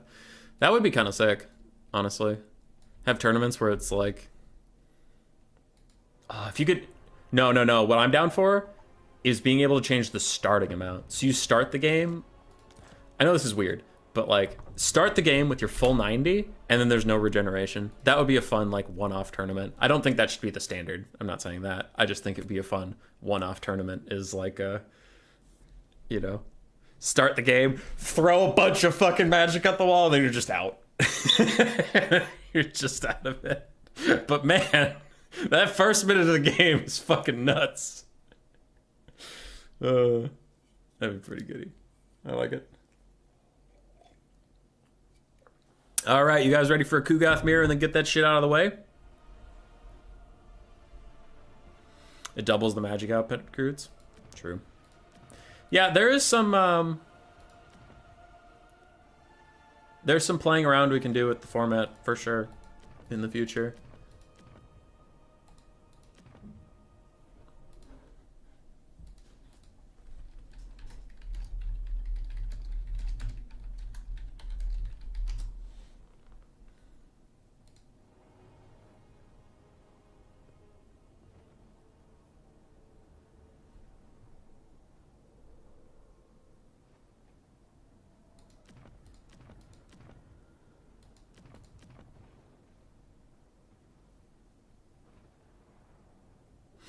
Sorry. I'm typing to one of the players. One of the teams has 2 full armies currently behind the blocker, and I messaged him before the game starts. I'm like, hey, hey, one of you needs to be the flag.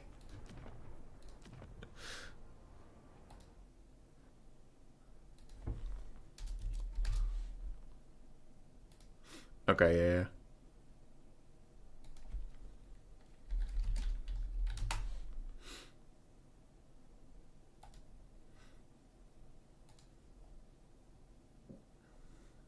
They're good.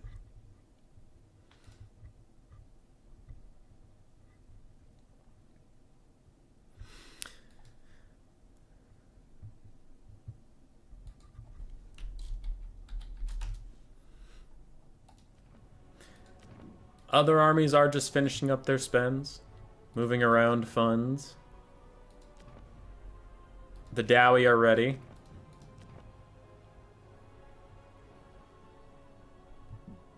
Let's hope the lag's not too bad.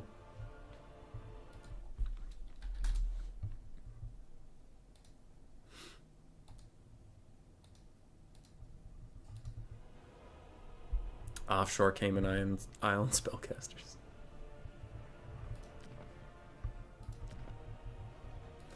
Your bets are the Chaos Dwarves?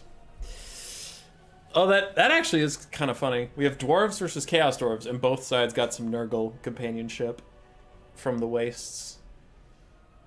Which I don't know who that's more thematic for. I guess, like, yeah, I guess it's pretty obvious that the Dwarves would be less on board with that, though Chaos Dwarves don't really like the demons.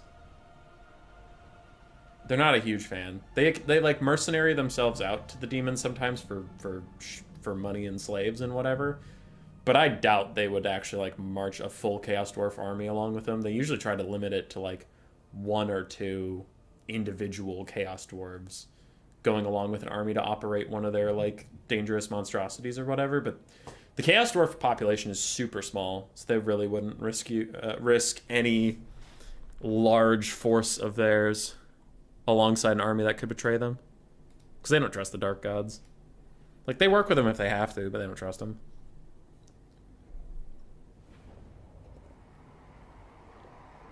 Even though Hashit is like a super evil bad guy, their bull god or whatever, they definitely don't view him as like, they don't view him the same for some reason. Like, It essentially the argument a Chaos Dwarf would make to be like, well, I mean, Hashit likes human sacrifices and he likes blood and violence and he wants to kill everybody he comes across, but he's not a bad guy. He's not you don't understand him, he's not a bad guy. And it's like, what the fuck? Now Khorne's a bad guy. What? They do the same things. Like, they want the same things. Nah, Hashit's a good bloke.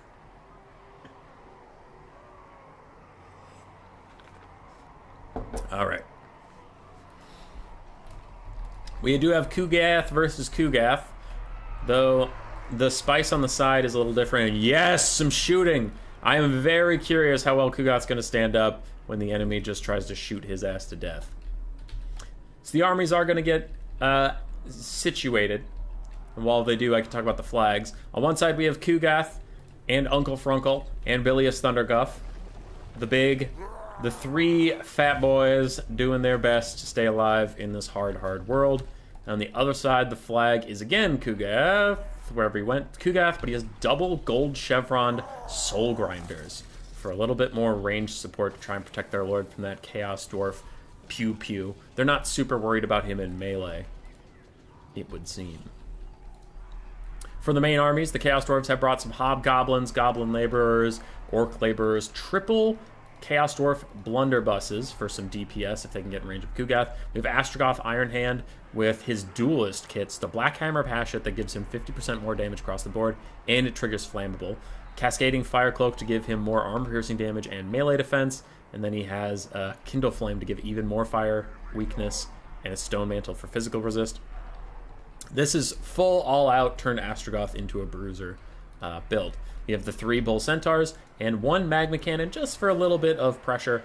It's generally quite good. I don't think it's that good of a single entity sniper, so it probably won't shoot at Kugath. It'll just shoot at the dwarves and try and take them out. Sigmar is a war god. Yee. Demons don't care if full army dies. They're practically immortal. If full Chaos Dwarf army dies, their slaves might just revolt again. Yeah, Chaos Dwarfs just don't have numbers to spare. They have, like, the dwarf problem of not having a lot of bodies to throw at a conflict on steroids. Like, they have that problem so much worse. On the other side, the dwarf army does have 2 gyrocopters, brimstone guns. We do again have a flame cannon, double regular cannon, double slayers again, the dwarf warrior frontline, the rune lord, Gotrek, and Felix central blob to try and help the other blob. The only, yeah, I do have concerns here, especially with the map. Peak Pass is very curvy. You can see the cannons aren't going to have a great line of sight. They can shoot some stuff, but if you really can't stop these triple Chaos Dwarf blunderbusses, your Hero Hammer single entity core isn't going to matter that much if they can get in range of Kugath. And it's not even like your gyrocopters can harass them. like you can with archers. If you're really on top of your micro, gyrocopters can just fly over to archers, pew them a little bit, and dodge all the arrows. That shit ain't happening with blunderbusses. They have spread shot, so if you dodge, you'll probably still get clipped by some. It's straight fire, so it's harder to dodge, and it's armor piercing. I think it's 100% armor piercing. No, it's like 75% armor piercing. So, yeah. Gyrocopters just can't do nearly as much fuckery with these blunderbusses.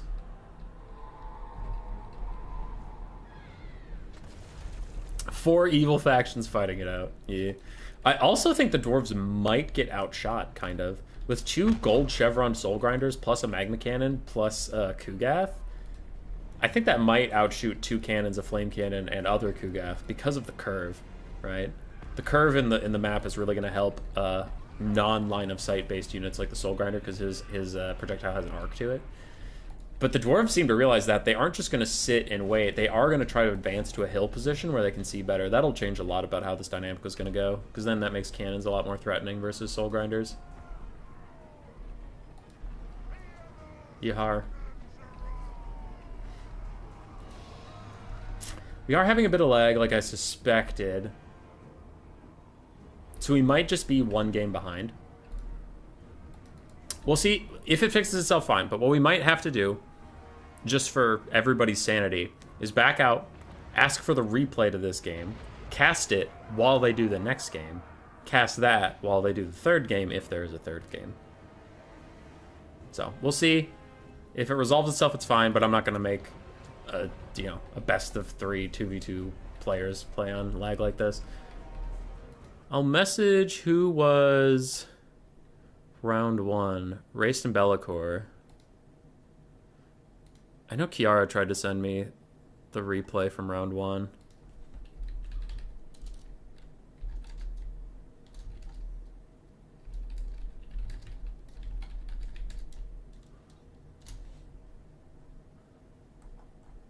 Alright, I'm looking for that other thing. How's the lag doing? It's passable at this moment. Okay, we might be okay. Cuden, if you're still in the audience, do you have your round 1 replay, or did you delete it? Just wondering. Soul Grinders continue to punish the Chaos Dwarf Warriors. I mean, the Dwarf Warriors. God damn it. Too many dwarf things. Soul Grinders getting a side angle is actually really nice, because even if they miss, this is so, like, it's such a tall formation that they usually hit something else anyway. Is Kugath... Kugath was shooting at the brimstone guns. What happened to you? Holy shit! What happened to you? I don't know how these blunderbusses got messed up so bad. Good lord.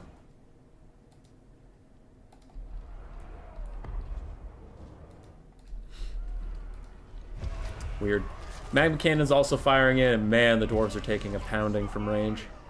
They're not enjoying it. Though they are now firing back onto the Soul Grinders of Swarv. Just a little bit. Nice volley. Damn, another nice volley. Those gold chevrons giving them a lot more accuracy, too. It looks like it is helping. And the Dwarven box is just getting torn apart without the melee even starting. Jesus. Jesus. Go, Soul Grinder, go. Oh, that looks like it's going to be a good hit. Oh! Oh, no. Ow. There won't be any dwarfs left at this rate. How are we doing on the blunderbusses? 2 of them are still healthy. Whatever happened to that one, happened to that one. I think it's a mix of Kugath and cannons ripping him up, I guess.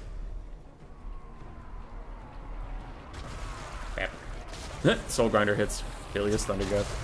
He didn't seem to mind. He just kind of rocks a little bit. Those Soul Grinders doing so much work. Thankfully for the dwarves and Nurgle, they're running out of ammo, kind of. One's above half, but the other one...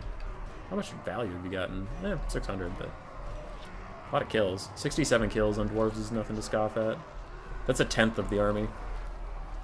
Model-wise. Chaos Dwarf Warriors trying to shoot the brimstone guns, and they are just pushed off. Kugath hits them with another big chunk.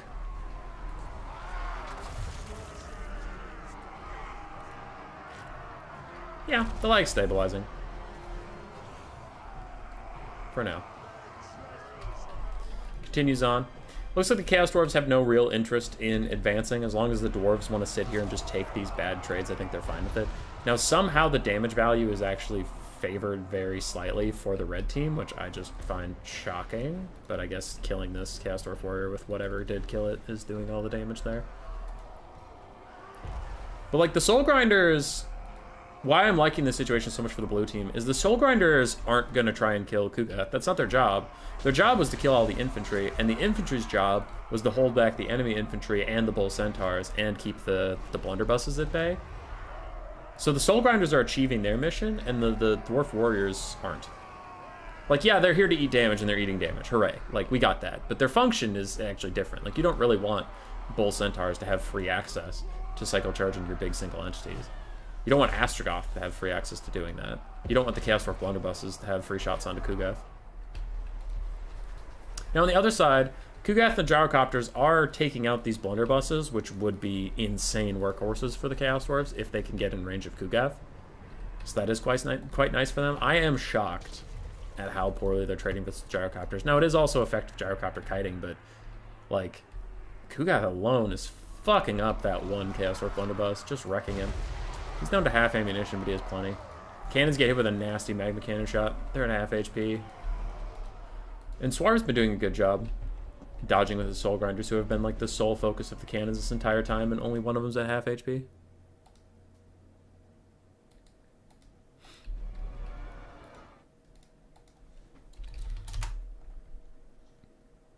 Oh, I never changed the scorecard, did I? I can do that right now. Blue team is Swarv and Tank.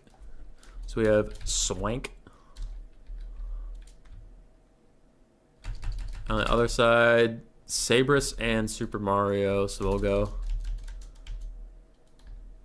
Super Mario Regnum. You gotta update the scorecards, Hummus Boy. You gotta do it. Boom. All right. Soul Grinders are on the backfield. Massive volley onto the Slayers. Holy crap. Takes like a third of their HP off. Good lord. Even with their spread out spacing. Is this yellow team named Team Box? They're attempting it. Soul Grinder, 1 ammunition left, 6 ammunition on the other side. Magma Cannon, still doing quite well on ammo. Kugath is above half. Other Kugath is at half. We're at 5 minutes. They're seriously just going to use all their ammo. I'm shocked, alarmed, disheartened, frightened. Look at these little gyrocopters. Look at them, trying their best. Swank is such an unfortunate teammate. Why is it unfortunate? They're swanky.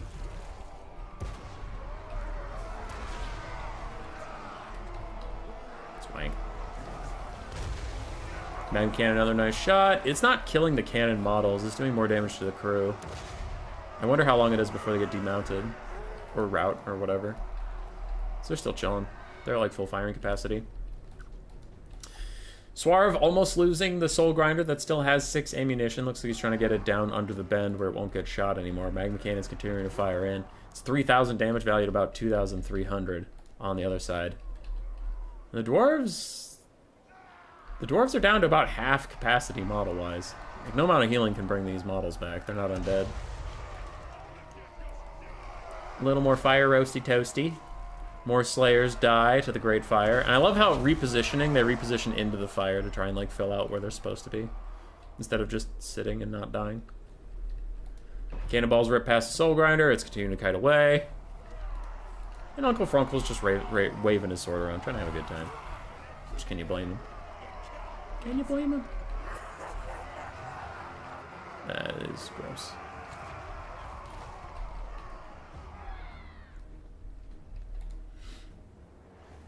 Alright, Soul Grinder's starting to fall back. Magma Cannon's firing in.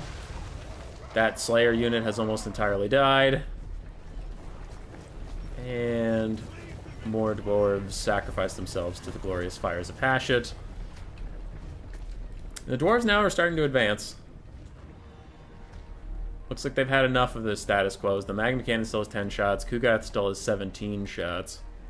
The Soul Grinder in the back for Swarv has 6. Oh, it's a flag bug. Okay, I was saying they're leaving their flame cannon behind, but actually it's just a flag over a bunch of dead bodies. And now it's a cannon over a bunch of dead bodies. So we have an invisible cannon and an invisible flame cannon running around somewhere. Just an FYI. Soul Grinder in the back firing. More lag has been acquired.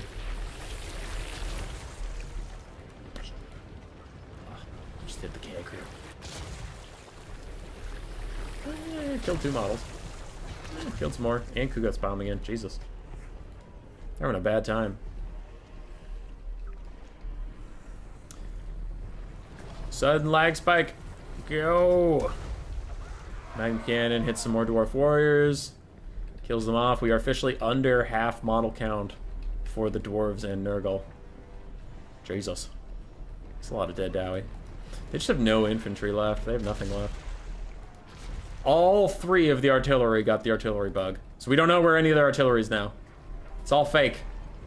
It's actually technically right here, but it is all fake. 4 cannon models, 4 flame cannon models, and 3 regular cannons. Okay. Okay, so they're chilling. Flame cannon. That was a big hit on those Dwarf Warriors, actually. Goddamn. How are the gyros doing? They're fine. They're chilling.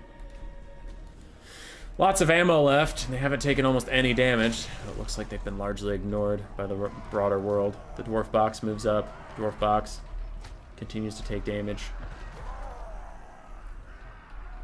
And they have tried to move behind a tree line, but it looks like the Magma Cannon is actually just firing over the tree line, and so is Kugath. So they don't really care that much. If we get a freeze frame of a Nurgling slamming into these guys. And the cannons can't counterfire through the trees, so that actually works better for the blue team than the red team here. Swarv's last Soul Grinder with ammunition, 2 shots left on him, firing in. We are officially getting close to the 1/3 original Dwarf army left.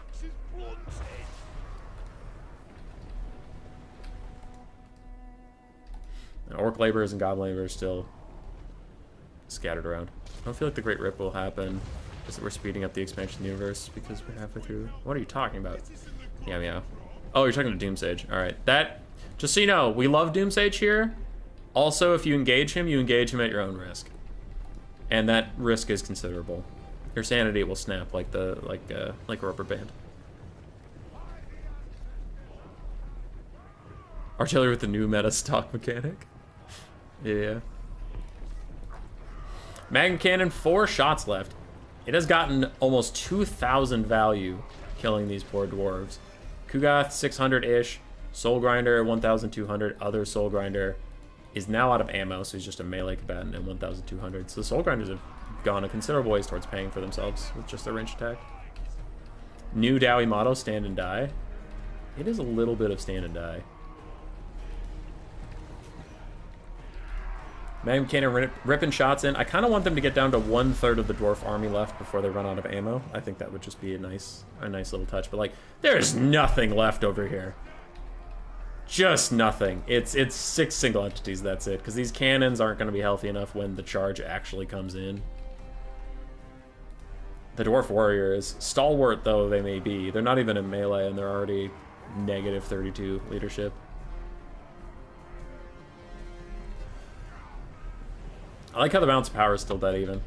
4,000 damage value to 2,500, and the game's like, yeah, but you're running out of ammo. all the dead dwarves. Like, you're sitting on a pile of dead dwarves, your nose is bloody, and all you can say is like, yeah, but you're out of ammo. Okay, but was it worth it? I don't even think blue Kugath can die at this point. Maybe. Because it's not like Soul Grinders are trash now. Soul Grinders are still decent melee combatants. 450 weapon strength with significant armor piercing, magic and poison damage, melee attacks, 44 melee defense. Like, I don't know. All their Slayers at Death's Door. Yeah, well, dude, all of their anything that isn't a single entity is at Death's Door. It's brutal. They're under 1/3. The melee fight is maybe starting now, and they're down to 200 unit count. And the Bull Centaur Renders just sprint straight through these Dwarf Warriors, immediately get onto the cannons. I wonder if they are just suiciding for the cannons. That might be it. Because it's not that much of a suicide if you can really take them out. We gotta go check their banners over here, though, to see what the fuck's going on. So the cannons, all three of them have this cross swords, so they're in melee with something at some point. And their leadership's got to be getting low, considering the pounding they've been taking as orc laborers and goblins move in.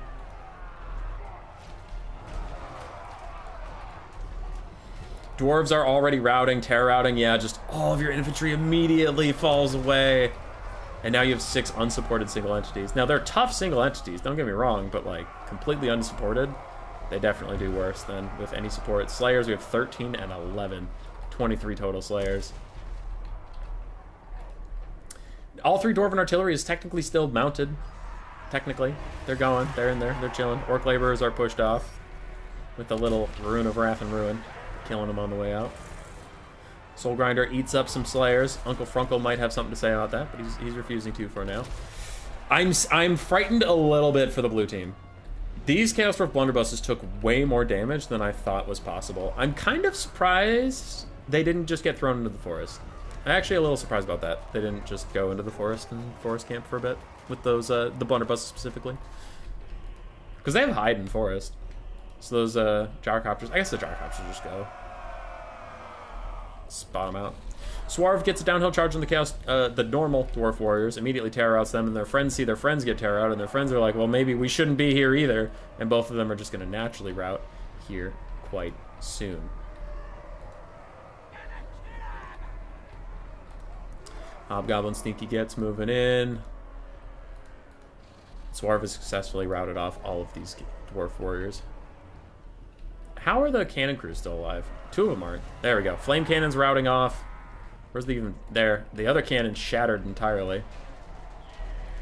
And Slayers are moving out to... Oh, shit. Dwarf warriors are catching the blunderbusses napping a little bit. Swarv is running in to try and save these blunderbusses. Thankfully, it's only dwarf warriors that are on the front line. There are Slayers coming, but they aren't here just yet because the Slayers would actually be much stickier. Swarv immediately pushes off those dwarf warriors with the Soul Grinder. The Slayers are fighting at the very last. They really want to take out those blunderbusses. Looks like the gyrocopters are also committing that. 1 blunderbuss has been killed in its entirety, is getting routed off. The orc laborers can maybe bail it out. I really doubt it's going to come back and have much of an impact. Kugath is bombing the last of these blunderbusses. Sabrus knows, he's like, my only hope in this game is if those blunderbusses entirely fucking die. He drops bombs on their head. Slayers are trying to run them down. Over here, gyrocopters are committing to melee after they've run out of ammo to kill the blunderbusses, kill any range, just force a melee blob. But even then, I'm scared the melee blob isn't going to work. We do have Bull Centaur Renders, like a shitload of them. We have Astrogoth, who's no slouch. You're fighting another Kugath, so it's not even like, oh, we have Kugath, he can't beat us. It's like, he has Kugath too!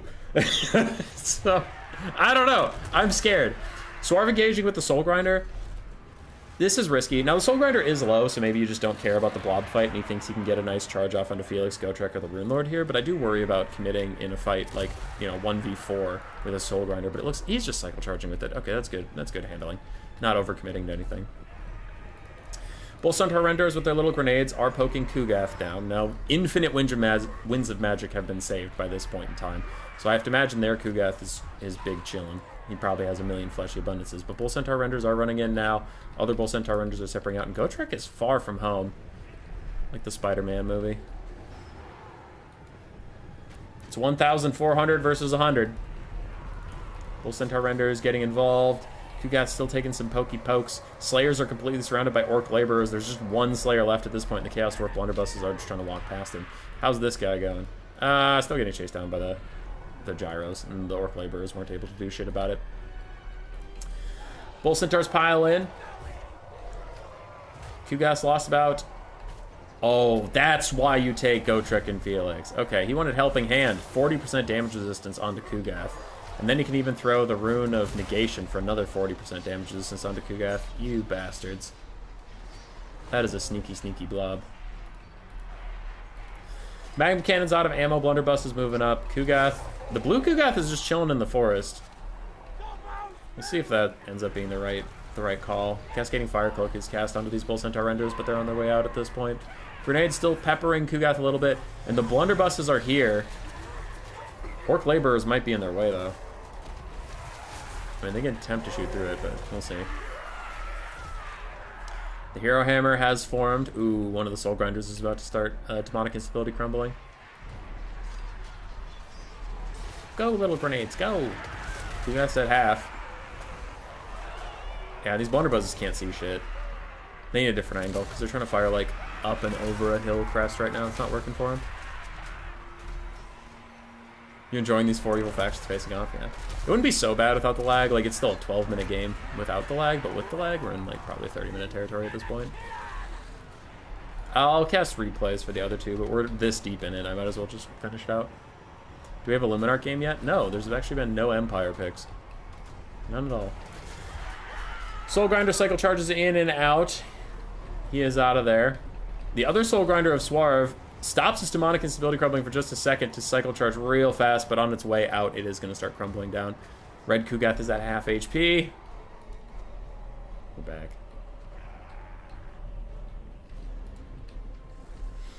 I always wonder about lag, because it comes and goes, but it's funny that we're at so few models left, and yet the game's like, I don't know how to function anymore.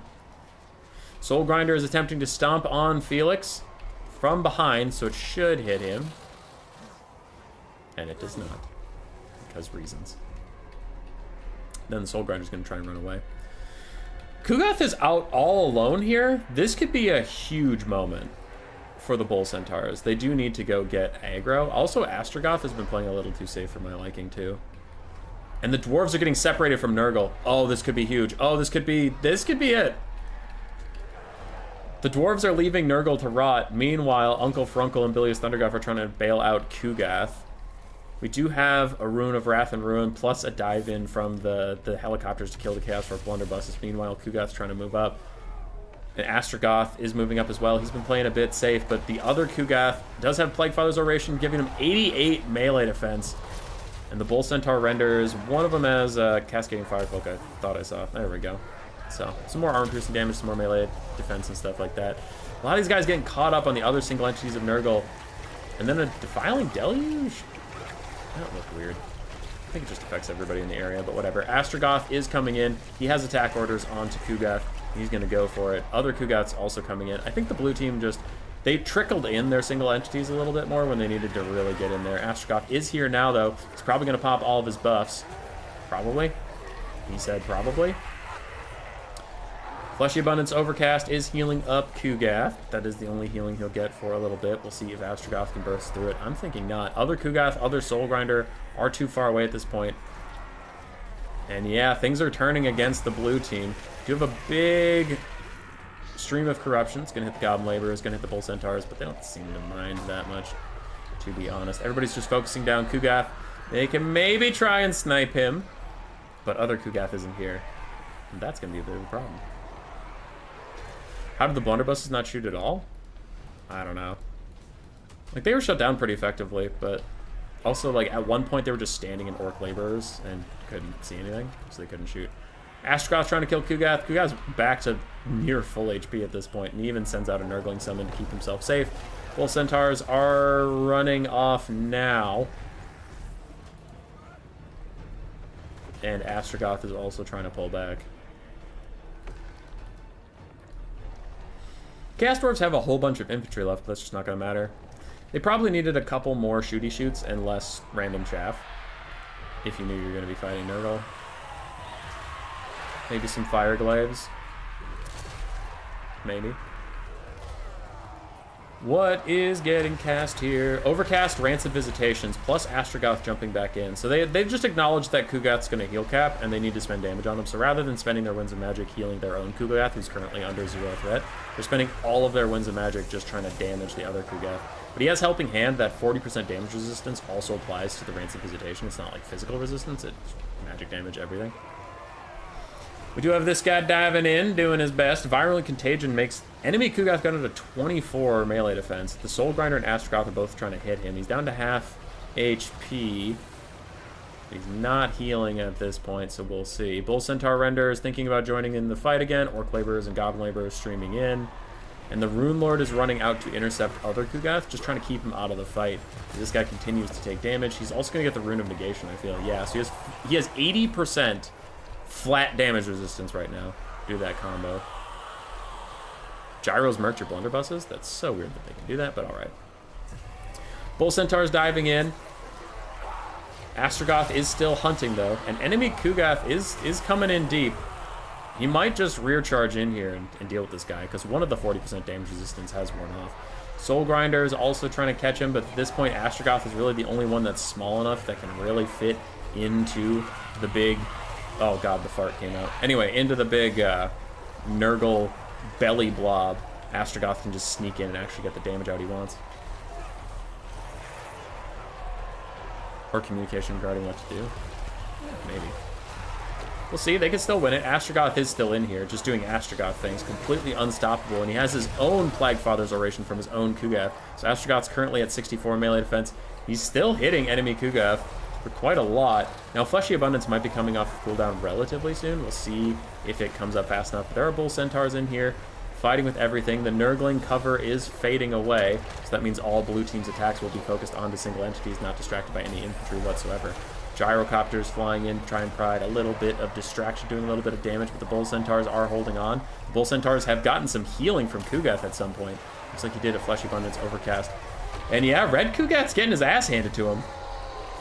Astrogoth ain't taking no shit from nobody. He throws out another Cascading Fire Cloak to buff up his own damage plus his fire, the fire weakness. And Red Kugath is again separating from all of his friends. This is momentarily a good decision to get him away from Astrogoth, but it also gets him away from all of the bodies that we're blocking. So now these orcs and these Bull Centaurs and stuff can actually surround him and actually hit him rather than hitting Uncle Funkle or the Giant. So I do think the Red Kugath is about to get taken down. Blue Kugath is also on top of him. Astrogoth is on top of him. And this might be the end of days for our furry friend. The big, the fat, the mighty. I think Blue's got it. Swarv and Tank are down on the balance of power, but that doesn't matter. All that matters is if they can kill Kugath once and for all. He throws down another Fleshy Abundance Overcast onto himself and his whole blob. I don't think the Overcast heals more. I think it's just AoE, so that might have actually been a mistake to do in general. I wonder if we have another Rancid Visitations coming out from Blue Kugath soon, because that could do quite well. His healing cap's with Insight. He can't heal that much more. Astrogoth continues to fight, though Gyrocopters might be separating him out from Kugath in here. He might still be in attack range, but it looks a little sus.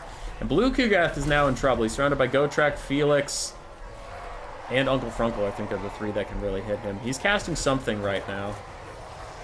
Virulent Contagion. It still affects him like a spell would for the Rune Lord. That's kind of fucked up. Because the Rune Lord also still has the Locus of Power, so if you cast anything to him, it takes some damage. But the Soul Grinder from Swarv running downhill, charging in. The charge attack should get him over Kugath's considerable melee defense. The heal has worn off. He is back to just being a mortal man. Astrogoth continues to hit him in the back.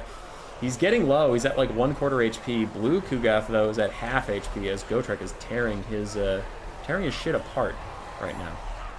So we'll see if Blue can hang on. Chaos Dwarf Goblin Archers under it as fuck. Yeah, Pirates Bay, that actually would have been pretty clutch here. Bull Centaur renders are terror routing off. Blue team's balance of power has gone significantly down. The Soul Grinder and Astrogoth are still trying to hit Red Kugath for all they're worth, while Blue Kugath exists. Throws a Curse of the Leper on himself. I wonder if he prioritizes Fleshy Abundance on himself or another Rancid Visitations onto the other Kugath. I honestly don't know which one he is going to go for at this point, but those would be probably the right spells to do. I don't like the Cursed Leper, personally. Melee deflection is pretty bad, and armor is worthless versus all of these characters, because everything here is armor piercing. Yeah, Blue Kugath's getting his shit kicked in. Astrogoth is trying to solo carry this goddamn game, but he's not really able to. I want to see his value. No, not the Magma Cannon. No one cares about the Magma Cannon. There we go. Astrogoth has only 1,100. Red Kugath's getting low, but Blue Kugath's getting lower. He is starting to crumble away as Gotrek has taken him down. That is a rip in peace for the blue team.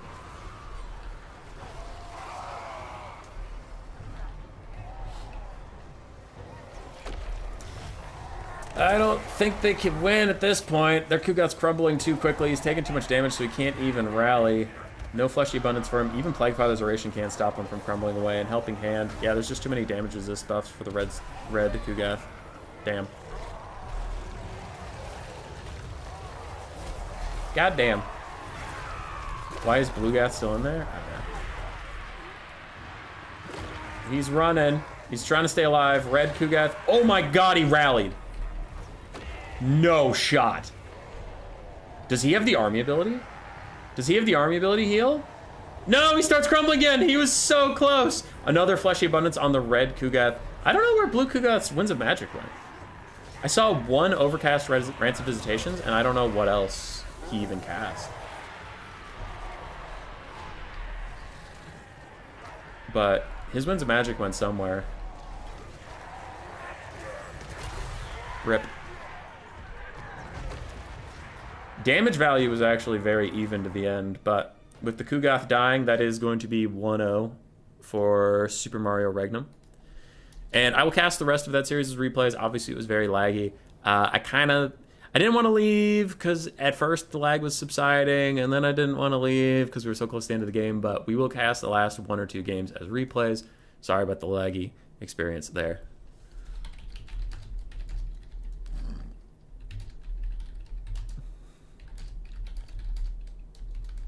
But that was also just like a slow game in general, so even if it wasn't like it was going to take a while. All right, Cuden sent us the first 2v2. So this is going back in time of Cuden and Geese Howard versus Getty and P-Meister. It is part of the same 2v2 tournament. So it's the same format. It's just a different game. Holy shit, it's Greenskins! It's Greenskins! It's Greenskins. Everybody. It's Greenskins. I'll message Raced and see if he has their other thing. Raced. You have your 2v2 replay? Filling some time. Alright, so we'll cast this. See if we can get the other 2v2 replay from round 1 that we didn't get to see. So what do we have? For Cuden and Geese, we have some Hellstriders with Hellscourges. What the fuck? Dogs, Marauders, chosen with great weapons, Marauders. The Severed Claw aspiring champions are our Marauders, chosen with great weapons, and Marauders. More dogs, more Hellstriders. Okay, who's the Lord? Archaon the Everchosen. Nice. Spirit Leech, Searing Doom. Good. Looks like the flag for this army is the Chaos Dwarves yet again. We have the Demon Smith Sorcerer of Hashit, the Kadai Destroyer yet again, and the Sorcerer Prophet of Fire is the flag for this. This is a replay from round 1, just filling some time while the finals gets underway without us, and we will cast more replays from that. On the other side, it's Chaos Dwarves. Ooh, Chaos Dwarves and Greenskins for Getty, and I believe it's Llama Lord is his partner. We have 4 Hobgoblin Wolf Riders, 5 Bull Centaur Renders, a Goblin Laborer group, Astrogoth Iron Hand, Gorda's Backstabber, and that's the whole army for the Chaos Dwarves. Jesus. For the Greenskins, we have Grom the Paunch as the flag, as the Lord. He is trying to regen up through that. Giant River Troll Hag as a little bit of a support, and the Biggin Rogue Idol, ROR, for one of the bodyguards. Why not use the Quaddle as the Lizardsons type 2v2? I don't know. Would be a good shout out. Some more spells. Nice aura. Bull Centaur Render's gonna take a big charge. Immediately gonna rout off these dogs, and the Hellstriders should probably get out of here if they know what's good for them. Probably, as the Bull Centaur Renders are just tearing through them. Chaos is advancing. Now, without any real infantry of their own, the Chaos Dwarves could run into a bit of an issue just getting ground down. Bull Centaurs do a lot of damage on the charge, etc., but there is just something to be said about massive bodies that are surrounding them. See how long they can hold on as the Rogue Idol offers a little bit of support. Grom the Paunch is rolling in. Archaon the Everchosen, though, one of the best duelists in the entire game, pops all of his buffs, pops the Spirit Leech, and he is after Grom the Paunch, currently rolling around behind him, but gets a big shot off onto that guy. But he might have overextended. We have a Rogue Idol, the River Troll Hag, and Astrogoth all coming for him. The big clap, bam! He is already down to half HP now. Thankfully, we don't have to worry if Archaon dies. The game still continues. It's the Sorcerer Prophet guy that they need to snipe out, but still taking out such a valuable target in Archaon is going to be huge. But the Demon Smith Sorcerer of Hashit is after him as well. Archaon's rolling around, and Grom's just trying to get away. He's like, please, leave me be. The Lucky Banner gives him 40% missile damage resist in general. Astrogoth is trying to keep up. The Rogue Idol needs to get back between his boss and the enemy. Goes in for a big clap, and Archaon jukes around him as Grom the Paunch is going to get back into some Hobgoblins. That is really nice for him. Just some mass to keep Archaon off him. These Hobgoblins probably have to go into melee and just eat the damage. Keep him off of Archaon as he ducks and weaves between his own troops. Archaon tries to pursue, but his horse gets caught up. But where his horse gets caught up, this Bale Taurus doesn't give a shit. He's flying back in, and Grom is trying his best to stay alive. Astrogoth gave up on trying to get back over here. It looks like this might be the end of poor Grom the Paunch. He can't get away from all these Bale Tauruses. Bull Centaur Renders are desperately trying to come back and deal with it, but again, they have no chaff, so if they leave the front line comes to you, and Grom the Punch squiggles his way through, gets away to the Bull Centaur Renders, who have now inundated the fight. The blue team aren't entirely surrounded by Bull Centaur Renders. Well, I shouldn't say entirely, as they do slightly get away over here. They're just trying to keep him safe, so Grom the Paunch can regen for just a second. Just get his shit together for a goddamn minute. Another Spirit Leech from Archaon is onto him. Archaon gets away from the Rogue Idol. He's pushing his way through Hobgoblins. As some Hobgoblins are fleeing the fight, they just continue to be in his way as he raises his shield and tries to get over there. The Sorcerer Prophet is out in the distance. Bull Centaur Renders trying to chase him down, but Grom is out in the open field right now. Red team is down in the balance of power overall. The green team's, the green and blue team's allies are doing fine. Oh yeah, there's a Kadai Destroyer. He's around. He's trying to help. So Grom is out in the complete open, and Archaon is faster. He does have, some Bull Centaur Renders got run off into the distance. It looks like they were chasing something that was routing. If he can get to those guys, maybe they can all team up on Archie, kill him, and let Grom regen without that really fast Duelist Lord chasing him down. It looks like the blob fight over there is happening, but I am way too invested in what's going on here. He's running. It looks like Grom's going to be just fine. Spirit Leech onto him as well, and he's like, lads, save me, lads! And Archaon decides, you know what? I don't really want to YOLO straight into some Bull Centaurs with dual axes. I'm going to get the fuck out of here. And here's the hard part, right? It's a 2v2. These Bull Centaur Renders are not controlled by Grom the Paunch. So it's two players, and like the Chaos Dwarf player has a bunch of shit going on elsewhere. So it's Bull Centaur Renders and a Greenskin player trying to coordinate and trying to keep Grom on the other side of the Bull Centaur Renders from Archaon. Archaon gets some hits. He gets out, though. He's free and clear. Grom is awful low, and he can't get back to the Bull Centaur Renders. He's trying his best. He's trying to get back there as the Sorcerer Prophet guy has come over. How are we doing on the other end of the battle? The other Sorcerer Prophet is just fine. The Kadai Fireborn is being taken down. The River Troll Hag is pushed off. It looks like the Chaos Dwarf army is falling apart as Grom takes to the trees. Bull Centaur Renders still trying to catch up, trying to stay in there, but another Spirit Leech. Degradans is here. The Lucky Banner, everything to keep him in this fight. He is going to rout. He is going to die as Cuden chases him down in the woods, and the poor fat goblin falls out of his chair as Bull Centaur Renders take their vengeance upon Archaon in the woods. But it doesn't matter. It doesn't matter to him. Nothing matters to him anymore. He did his job. He did his job. What up, Black Knight? How you doing? And this Kadai Destroyer from Geese Howard's just over there like, did I do good? Did I do good? Do good? Did I do good? Am I a good boy? The answer is no, you're not a good boy. You're a piece of shit. Piece of shit. Grom got 0 value. He spent his entire game running for his life from Archaon. Forgetty, Astrogoth got stuck in the actual main fight. Bull Centaur Renders did fine. Hobgoblin Raiders did fine. I don't know. Oh, I lost track of Gordo's Backstabber. I forgot he was in the game. Rest in peace, Gordo's. He had full health, so I don't know what he was off there doing. Archaon, 3,000 value, just chasing Grom, never letting up, never relenting, never surrendering. Hellstriders did fine. Dogs did okay. That was pretty good. For Sengeese, Geese Howard, not a lot of value on any of his 3 units, but they stayed alive.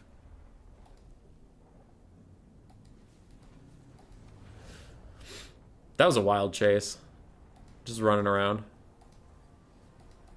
Doing his best. What's he doing? His best.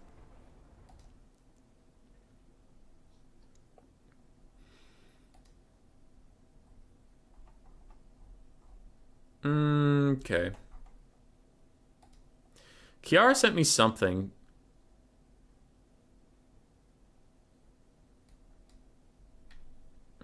I don't know what it is. If it's 2v2 adjacent, I'll cast it. It's even remotely close to a 2v2. No, it's not a 2v2. I refuse to cast it then. I ain't doing nothing not 2v2 related right now.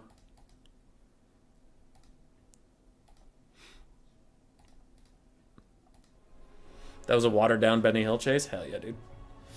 Hell yeah. Up. Up. Up. Stretch. Oh.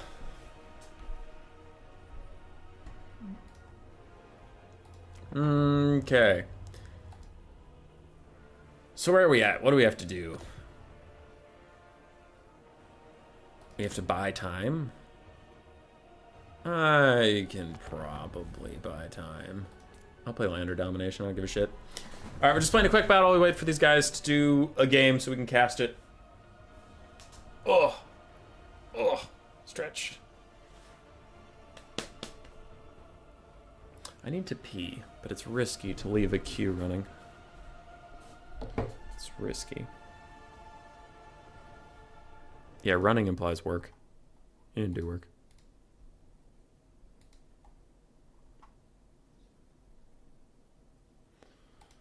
Salinator. Salinator's in my Discord.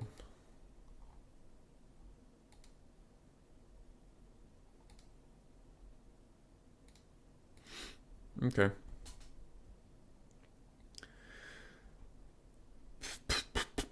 Who do I feel like playing?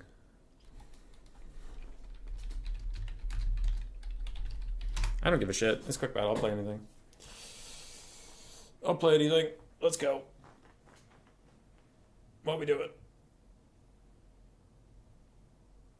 The Isle of the Crimson Skull. Cues for land battle and dom. I don't give a shit. I'm just Black Knight. I'm just getting a game going, so we have something to.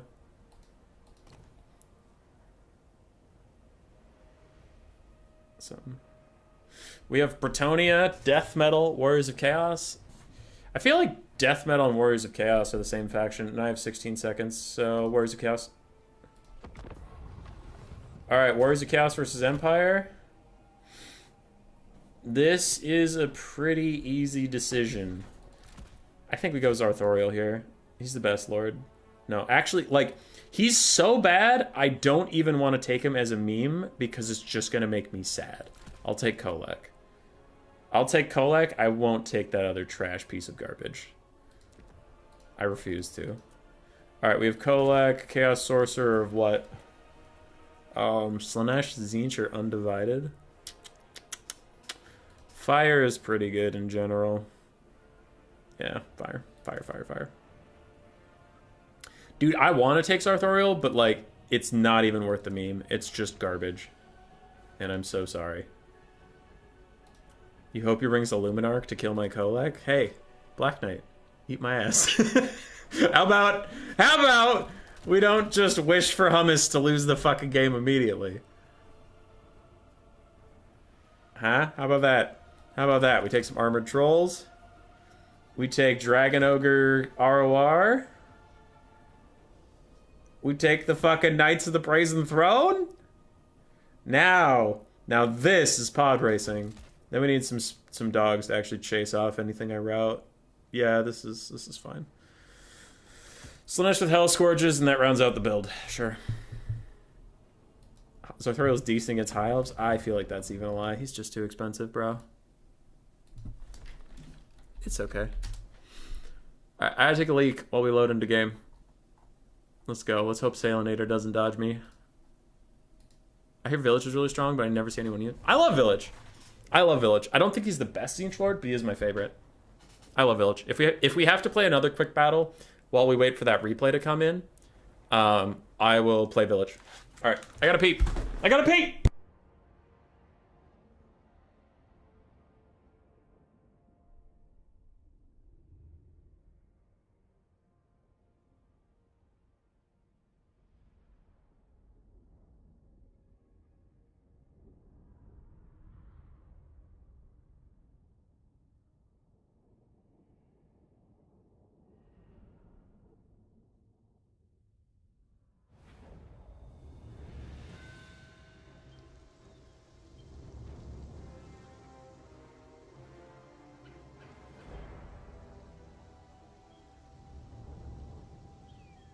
I have time to grab a drink. Cool.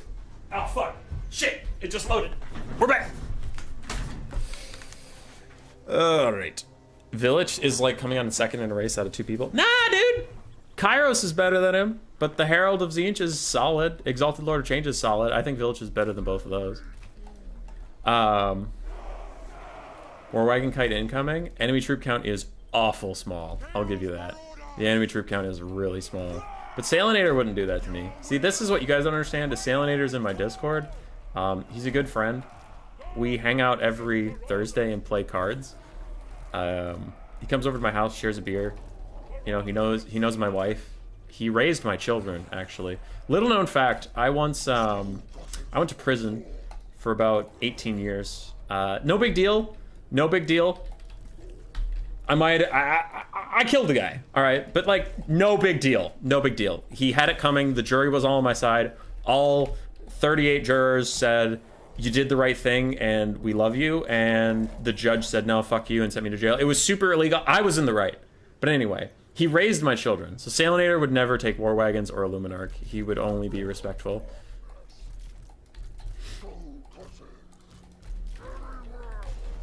That son of a bitch, he took a Illuminarch! No!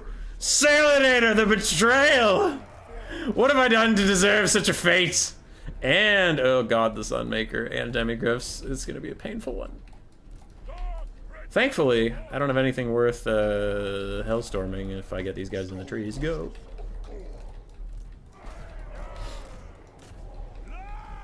Okay. I'm trying to watch for that Luminarch's targeting and make sure it doesn't target my caster. Otherwise, I'm gonna have to start dodging. Actually, let's just get you out of the range. It's fine.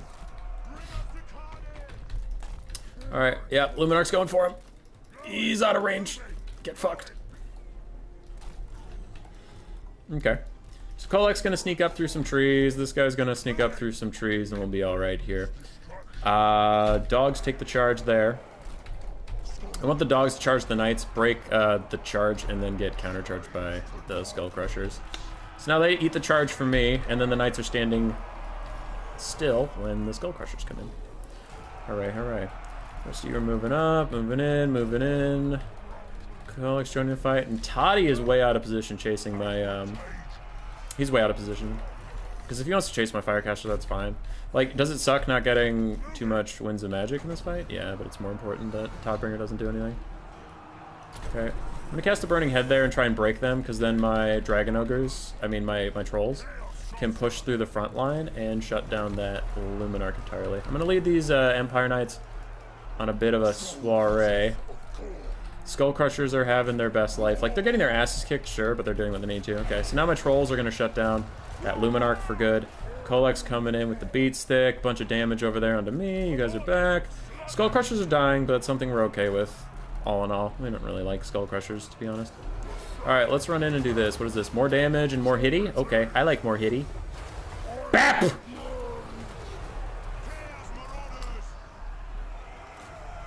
I'm going to BAP you, man! BAP!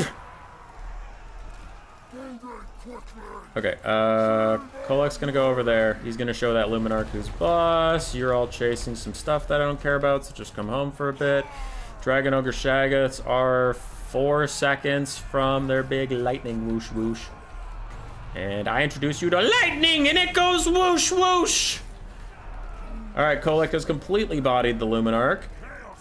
Trolls are gonna take out this thing. Luminarch is dead, but I want it to be dead. It's shattered, but you never know if it'll come back.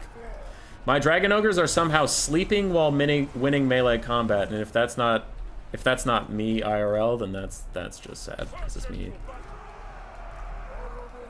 No, you know, it's the most me thing I've ever heard. I also fall asleep while winning, because it's just so easy to be this good at video games. Such a fucking god. It's frankly, it's embarrassing that not everybody's as fucking talented and amazing and handsome as I am. Toddy, I fucking dare you to land in front of Kolek. I dare you. I will fuck you up, little man. Come here. You come here. You land. Come here. Get in there, Kolek. Get in there. Kick his ass. Kick his ass. Get him. Yeah. Another one. 5 more. 5 more reps. We're getting swole as fuck today. Oh, Skull Crusher's a corn. Get away from the edge of the map. I don't need to fall out there. Kolek! Kick his ass! Kick his ass! Swing! Swing, you big dumb bitch! Swing! No! Alright, he swung. He got him. Now he's out of range. I'm gonna switch to the Demigryph Knights just because I need to keep swinging rather than pushing through. What's overcast on this? 16? Is it 16? Yeah, it's 16. I need one more. There we go.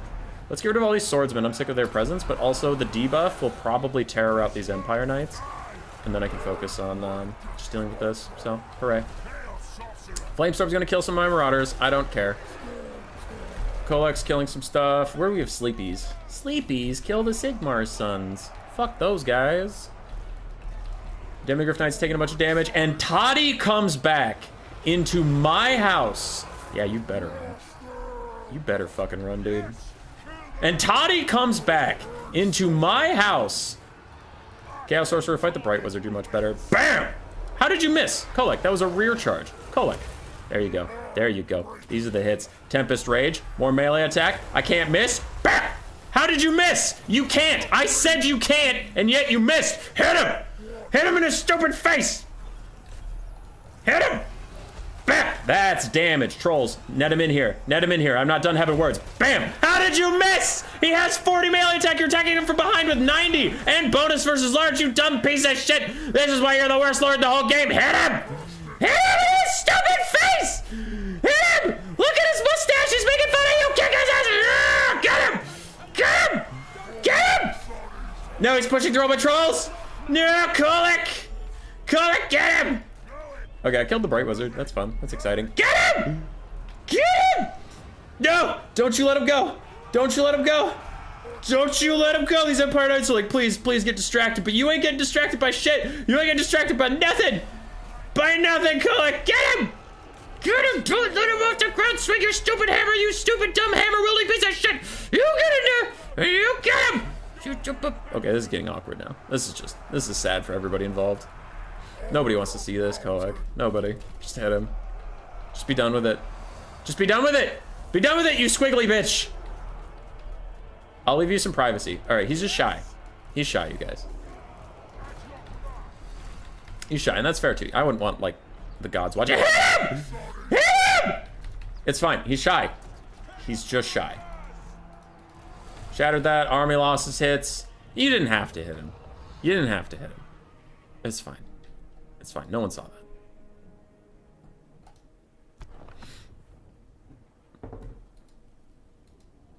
$3,900 on the big scaly boy. Let's go. Dragon Ogres also did quite nicely. Skull Crushers of Khorne got countercharged by Demigryph Knights with halberds, and then I left him in there for too long, so that's just on me. I fucked that up. Armored Trolls did well. Sorcerers of Fire did fine. Dogs, I just use them as, like, mobile support for the Skull Crushers and the Dragon Ogres. They didn't have too much to do. Like, there were no archers for them to chase. Nothing was going to rout, because this army from the Empire is pretty elite, so stuff was just dying rather than routing. But I probably could have played better with the dogs regardless, and Marauders just did well on the front line. It was good. Boris did okay. Luminarch I didn't notice it get a single shot off. This thing just didn't have any targets. It maybe could have fired at my Skull Crushers right away, but other than that, I had utter garbage, so I didn't care if it got killed. Demigryph Knights with halberds did very well. Firecaster did his best. Empire Knights did okay, but yeah. I'm sorry, Derek, for being loud. Okay, I don't have a replay yet.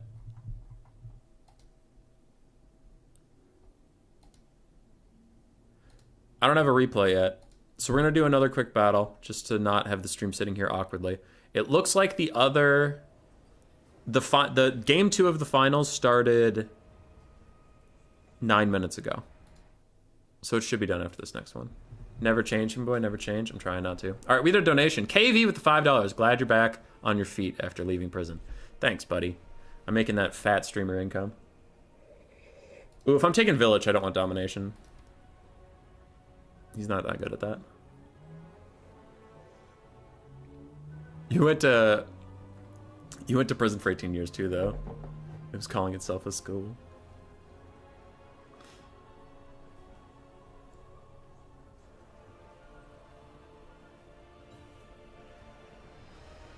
I've already left your property with my new beans.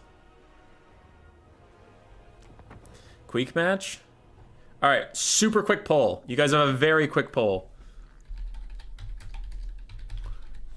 Very quick poll.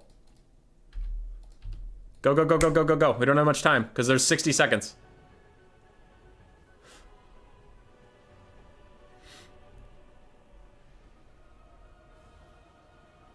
If he locks in a race, I'm gonna have to, yeah. Once he locks in a race, we have 60 seconds, so this, I'm gonna go with whatever the poll's at. Sorry, 30 seconds. Oh, quick battle. Oh, switching it up on me. All right, Queek's winning. Queek's winning. If you want Village, you gotta rally. There's 51 of you here. We're at 16 votes. Village is rallying a little bit. 15 seconds, you guys. I gotta make sure I'm over there. Okay, Zinch and Skaven are right next to each other, so that's nice and easy. What do we got? 10 seconds left. 8, 7, 6, 5, 4, 3, 2, 1. Skaven. Oh shit, I read it up right away. Fuck. Queek. Skip that. Keep those. I need a caster. Plague Priest. With just both summons. No Plague Rush. No one gives a shit about that. Keep them on foot. Alright, we're fine. Get some Plague Monks. Oh, okay, good. The timer stopped counting down. I thought the timer was gonna fuck over my opponent there. I don't want Plague Monks versus the coast, actually. Because they're just gonna bomber them. Yeah, we don't want Plague Monks, which is why I'm gonna keep them. But we don't want them. They're trash. But we have to take them. Warp Fire Throwers, if I'm rushing him, which it does appear I am, I'm not gonna be able to get line of sight, so we're gonna skip that. Let's get a Doom Wheel for some disruption, and let's get motherfucking, I don't know what else. We need some Skaven Slaves. They're actually really, really good in this matchup, so that's fine. Alright, good army. Alright, BRB, I'm grabbing a drink.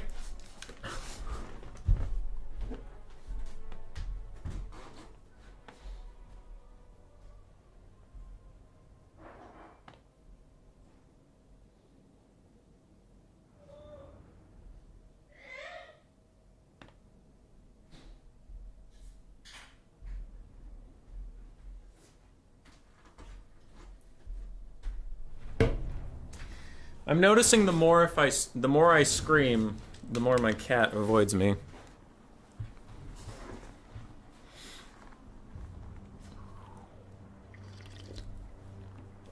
You can save armies? I can. But I don't. Plague Priest has summons, yes. Yeah, Coops. I have a caster. We're chilling. Enemy troop count is tiny? What the hell did he bring? What did he bring? All his one's magic, no wizard to poop it out. What are you, liars? Why is everybody saying I don't have a caster? I have a caster, goddammit. Okay. So, this army isn't entirely fucking around. Like, there is a good amount of fuckery in this army, don't get me wrong, but it's not all trash. So here's the thought. Wolf Rats are just super important for keeping the mobile pressure, because the coast only for mobile pressure has other scurvy dogs. So if you do dog v dog and if you micro it better, you can usually win. I also have a Doom Wheel for some support over there. Queek is just bad. He's bad here. If the enemy takes Noctilus, he's good, but otherwise he's trash. I took him because you guys wanted him, so that's, never do that, right? The rest of this, Storm Vermin are all right versus Coast. Not great. You also asked for them, so I put them in the army. They're not that bad, though, with their shields. High health count, high model count. They can push through an enemy front line. They'll do okay. They're not a deal. Plague Monks can actually cut through a lot of zombies very quickly if I protect them from bombs. Death Runners are pretty good at flanking out the enemy, getting on any artillery pieces, and in the late game, killing Depth Guard. Because without any globes, I don't have anything to kill Depth Guard.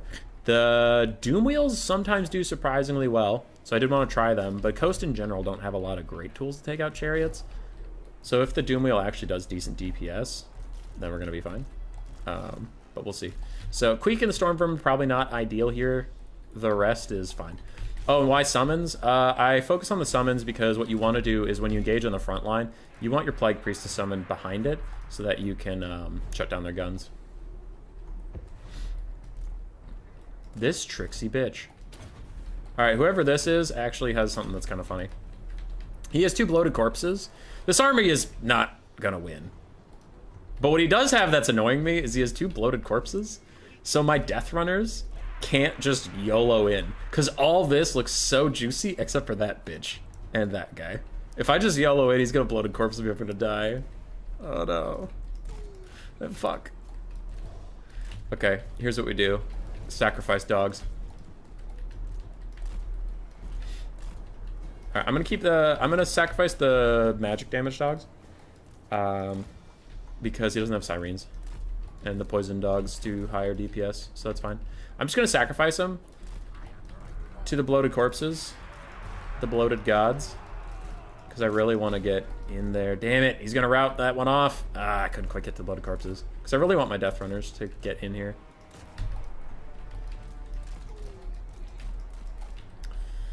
Alright. My Skaven need to keep advancing. Some storm vermin have fallen behind, though. Yeah, I'm going to catch that bloated corpse. It's even going to blow up some of his own troops. Nice. Okay, so that bloated corpse is dead, meaning these death runners can go absolutely ham. The other bloated corpse is advancing. Oh, okay, cool. So we're just running up the back line now. Doomwheel's also going to go in there. I need to give my frontline movement orders.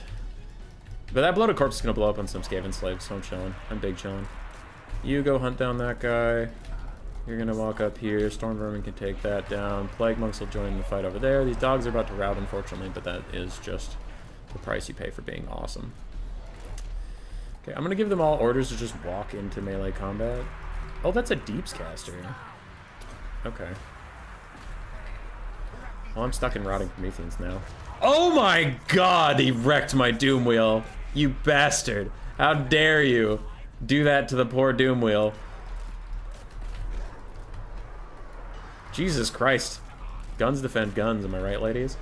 So these Storm Vermin are just going to walk back here. Queek continues to fight. I'm going to summon a Plague Monk, because I really want more Plague Monks. You guys walk back there, walk there, walk there. And the black spot held back my Death Runners. This is a little wild. Okay. Queek's going to continue to fight. Death Runners are going to come here and make sure this Carronade gets shut down once and for all. You guys are doing fine. You guys are doing fine. Yeah, and Death Runners did surprisingly poorly. It's a Kraken's pull. Weird. Okay, the ROR Death Runners did fine. They're chilling. Is Queek still fighting? She's in Storm Vermin. So what I'm going to do is I'm going to debuff the Vampire Fleet Admiral down to 20 melee defense, and now my Storm Vermin can actually do pretty good damage there. So we'll see how they do. Rest of this, the coast is actually up on Balance of Power. I think that's a little wild, but okay. Oh, I thought my game crashed for a second. Oh, there is still the Lamprey's Revenge out there. I have to be careful about that.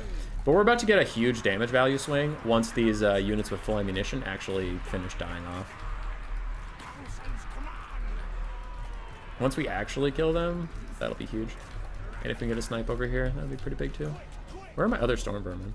Oh, they got fucked up by something. And those Crabos that Stabbo are going to be a bit of a menace. How did those rally? Somebody tell me how those rallied?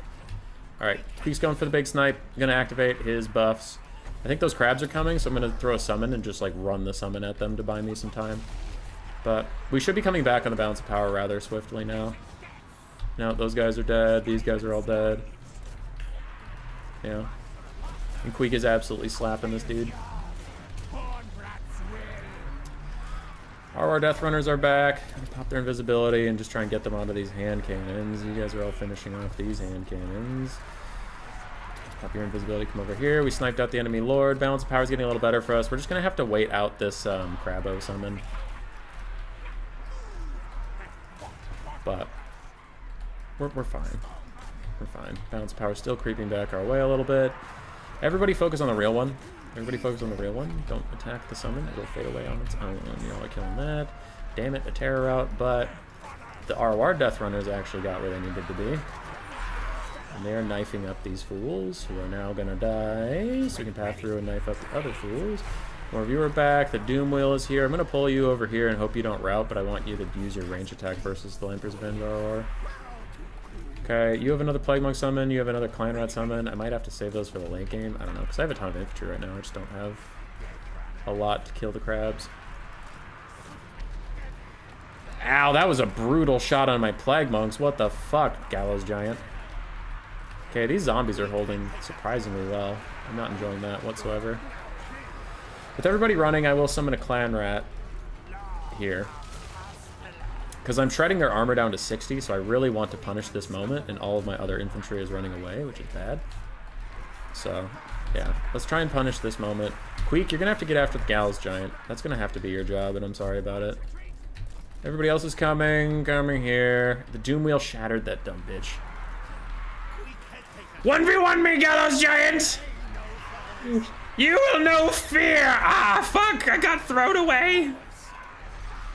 Alright, you can see that these guys are getting shredded now that they have just 60 armor. We're doing really good damage to them. Fire hurts. Fire hurts! Owie! Owie, I have hurt. Okay, you guys kill that. You hang out. Send in the Plague Monks to help out Queek.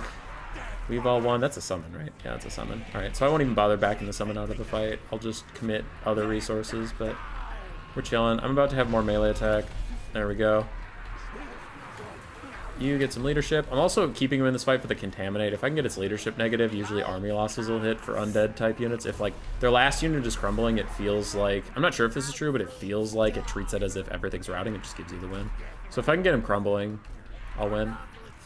I'm in legitimate danger of everything terror routing though. Like I have this game in hand, but I could see like a mass terror out and then if he 1v1 Squeak somehow, that would be brutal. Okay. I'm gonna let my actual troops just chill for a second. I'm gonna summon a full health unit of Plague Monks that might tip the balance of power, but also they're just ITP with Frenzy and full health, so they should help me grind this down and we'll win it. That ended up being a lot closer than I thought.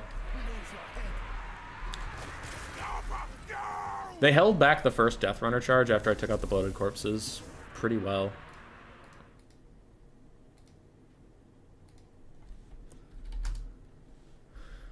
Alright. We have a replay to cast. Doomwheel didn't do that great. Death Runners did fine. They did fine. Queek got 2,000 value. Hell yeah, Queek. Nice job, little buddy. Plague Monks got mostly shot to death. Dogs got chain routed off by that Gallows Giant. The Gallows Giant was huge. Like, it's not going to get that much value, but the debuff it has on shooting me makes my dogs rout, like, instantly. Caster of Deeps was alright. I hate the Deeps lore in general. I think it's really bad. Gallows Giant did well. Rotting Promethean Arrow was very annoying for me. Shade Wraith Gunners were very annoying for me. Handgun mobs did okay. The shotgun mobs actually did shockingly well. The bloated corpse did okay. Alright. We came here for a reason. We came here for a reason, ladies and gentlemen. Was that to watch me play quick battles like a fucking chump? No. It was to watch some 2v2s. It was to watch some 2v2s. Do you want more 2v2s, ladies and gentlemen? Because we got one! Replay from the finals. Now the score is currently Super Mario Regnum up 1, Swank, the mix of Swarv and Tank, is down a game. Can they defy the undead?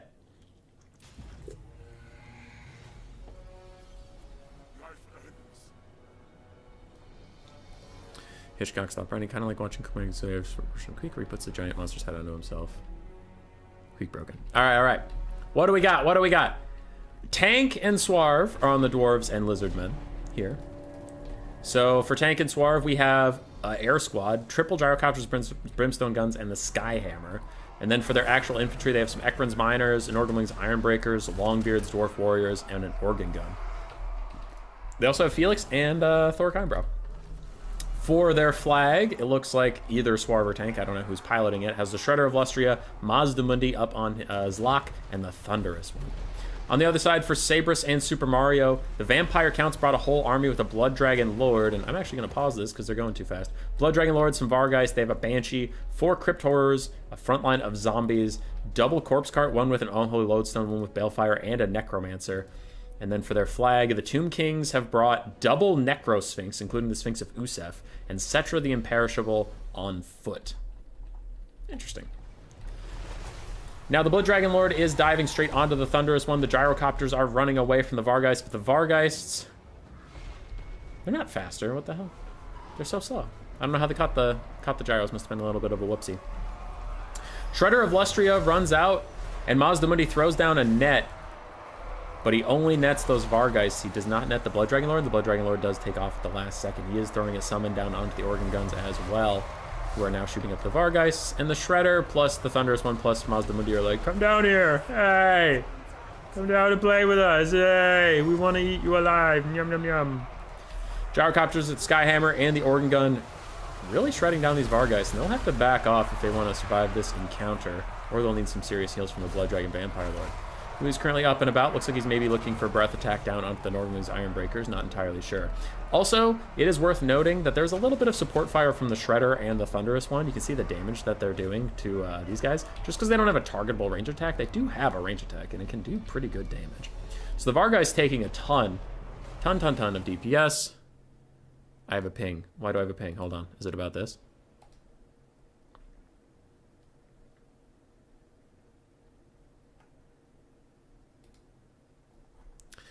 Okay, it's not about this. Sorry.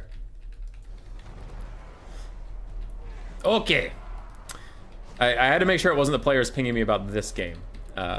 So, what's going on? What is that? Another net. Oof. Another net, and this Gyrocopter is under attack by a Vargeist, but it looks like they're just going to try and stand and fight because that Vargeist is very low. The Blood Dragon Lord is down to about half HP from flying over this blob, and he has been using summons on the organ gun. Meanwhile, the rest of the Vampire Counts and Tomb Kings have been slowly walking into combat. It doesn't look like it's getting that well for them, and a lot of the Vampire Counts air squad is getting murdered by this Gyrocopter kite. They did kill one Gyrocopter model, 2 total, but it looks like they're going to lose 2,000 value worth of Vargeists for it, and a lot of Blood Dragon health. Overall, a great trade for the Dwarves, which I'm sure everybody's very happy about. Everybody loves the Dwarves. Everybody loves Dwarves. But the rest of the Tomb Kings and Vampire Counts army hasn't had to do shit. So while it has some losses, game's not over yet. And these Vargeists actually managed to rally for just a hot second before they get shot to absolute smithereens. And the air belongs to the Dowie once more, as it should be. Breath attack triggers Thoric's Locus of Power on the Blood Dragon Lord, because that's a reasonable way that should work, but whatever. And Norgrim's Ironbreakers lose half their HP to his breath attack. The rest of the counts are here. They are slamming into the Shredder of Lustria and Mazdamundi. Now again, this is a very strong blob. It's even good versus Vampire Counts normally, the Shredder of Lustria and another dinosaur. The thing is it normally needs a Life Slot and a Revivification Crystal to have enough healing, because without it, Mazdamundi's Apotheosis just isn't enough. But the Blood Dragon Lord is overcommitting. He's getting some really good damage onto the Gyrocopters, and that is a mistake from the Dwarf player, letting them take that much damage. But on the other side, it's not all for nothing. The Blood Dragon Lord is getting his ass handed to him, and he's a huge value piece. He's 3,000 gold. That's like a quarter of the Vampire Count's army. And while he can heal, yes, you can see his healing caps at full health. So he can get a lot of health back, but he's not going to have a ton of tenacity in this fight. And he is going back after the Gyrocopters. The Dwarves really being lazy on the micro here. They need to be backing off. They're just eating way too much damage. Mazdamundi, I heard Ruination of Cities throw out. I don't know where it went, and it's honestly too hard to keep track of, though it's probably worse for the Dwarves than it is for the Vampire Counts, because all you can hit is zombies, and the worst you could do is come back in and hit your own Dwarf Warriors and stuff. Balance power slightly in favor of the red team. Mazda is currently fighting the Necro Bros because the Shredder of Lustria bowed out. He was 2v1ing them, not enjoying it, and then he just leads them straight to Mazda and leaves. He's opting back in now. He's going to fight a little bit, but these Necro Sphinxes can't be stopped by anything the Dwarves have. And the Blood Dragon Lord is going down. That is a massive loss. The Gyrocopters did manage to eventually back off, start kiting once more, and they take him down. Skyhammer is out of ammunition, it looks like. Gyrocopters' Brimstone guns are as well, but they took out the big Blood Dragon Lord. They did what they needed to. And now Mazdamundi is just staying away from the double Necro Sphinxes, who are hunting, and they are now back after the Shredder, really tearing him apart. Mazda, what do you have? Master Rouge Navigation. Okay, trying to keep you healthy. I like how now they switched it, and they're like, we'll take the Dwarves, and we'll do the Rune of Negation plus Felix's thing. We're gonna get 80% damage resistance. Thunderous one opts back in, but the Shredder's taking a lot of damage. The problem for the Tomb Kings is, without the Blood Dragon Lord... Oh, okay, the Necromancer has the heal. I was going to say, they can't use Invocation to Heck on the Sphinxes, Sphinx of Usef. The Sphinx of Usef isn't technically undead. Is it? Cause Terror. I don't know if it can get Invocation to Heck. Oh, it can. There we go. There we go. Nice. I was going to say, without the Blood Dragon Lord to heal him up, these Necro Sphinxes are actually a lot more vulnerable. So the Corpse Carts are giving a ton of... damage boosts. Cetra the Imperishable is running around on the outside. He really hasn't committed to the fight yet, but the Necro Sphinxes are tearing down the Shredder of Lustria. Cold-Blooded is keeping it in this fight for now, and Inda is getting really good trades back onto that Necro Sphinx, who has now started to crumble. He needs to fall back where he can be healed up by the Corpse Carts, and he can be healed up by Invocation Hex over time, but he needs time. He takes 2 more big shots. It takes a third. He's just getting staggered out. He can't get anywhere, and he disintegrates away. But, yeah, that is huge. For a second there, I thought for some reason the Blood Dragon Lord was on the other team. So yeah, the zombies have lost their Lord. They lost one of their 2 big Sphinxes. And Lizardmen and Dwarves are just holding. The Dwarves are starting to run out of infantry to throw into the pile. But the Shredder of Lustria has been taking most of the damage, not Mazda. So he's fine. He's chilling. Last Necrosphinx still fighting, still getting good damage out. It's just tough. It's tough without the Blood Dragon Lord, you know? Mazda chucks out another Ruination of Cities, and it goes back into the Dwarven lines, wrecking this Dwarf Warrior and the Nordling's Ironbreakers a little bit. Oof. Oof, baboof. Now the Shredder is almost dead. Another Apotheosis is trying to keep it alive. A Banshee's on the backfield running around. I wonder what this guy is for. Maybe he just took him for that banner. -4 leadership banner to get these dwarves to route faster? Don't really know. Shredder is going to route. Cool. Cetra still hasn't committed. And this is kind of what we were talking about at the start of the stream. If you have, like, a lord that you just keep out of the fight, sure, he's safe, but he's also not doing anything. I do worry that Maz is going to contribute more than Foot Cetra, just being outside the pile. Shredder is going to run off. It's faster than really anything besides the Sphinx of Usef, so the Sphinx does have to get committed, but if the Sphinx is gone, then there's nothing to deal damage to Thoric, nothing to deal damage to the Thunderous One or Mazda for a while, so they will reign supreme while it's gone. It looks like it realized that is coming back, and the Shredder will probably rally in the distance. Now, if Mazda uses the Apotheosis on himself rather than the Shredder, then maybe he'll still be in trouble, but if it's allowed to come back... Holy shit, it is Moonwalk pushing a corpse cart away from the battle, which is also stopping it from rallying. That's pretty hilarious.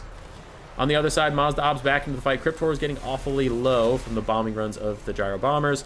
Thoric taking a lot of damage from Cetra and the Necrosphinx teaming up. Banshee fighting Felix, and Banshee actually might terror out him pretty soon as the Thunderous One and Mazda Mundi try to get back into the fight. Zombies are fading away, and the Dwarves still have a little bit of support in the Nordling's Ironbreakers, and the Organ Gun is back online.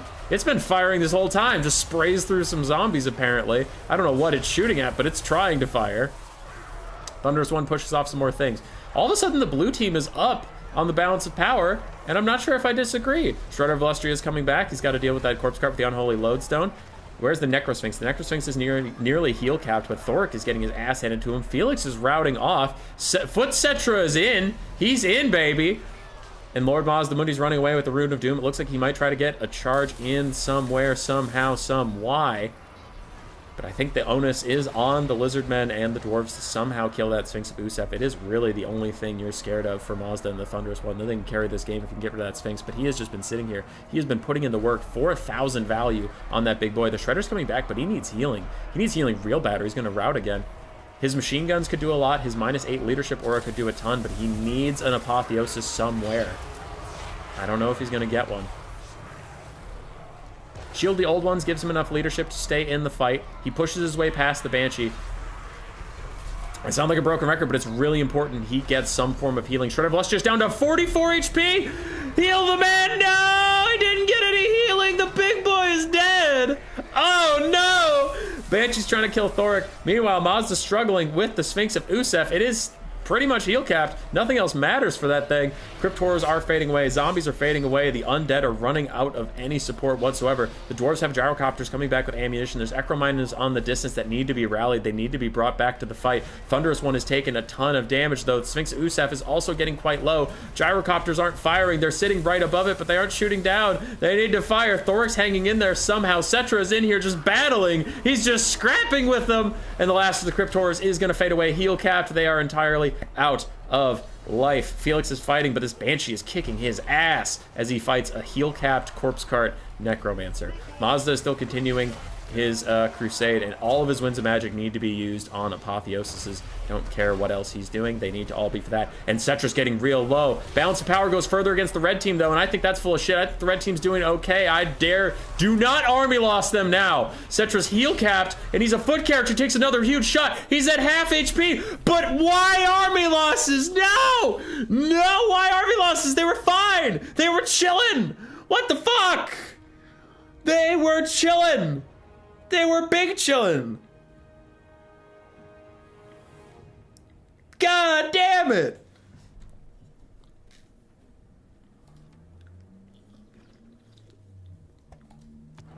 They were mega chillin', man.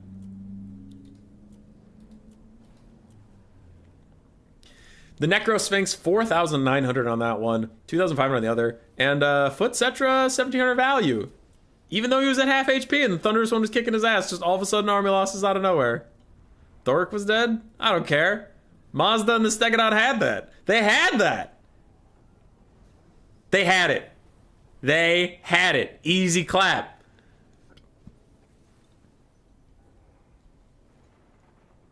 Anyway. 2,000 on the Blood Dragon Lord. He got killed pretty quickly. Vargas also got Shrek'd. Crypt Horrors did pretty nicely. Corpse Crest did okay.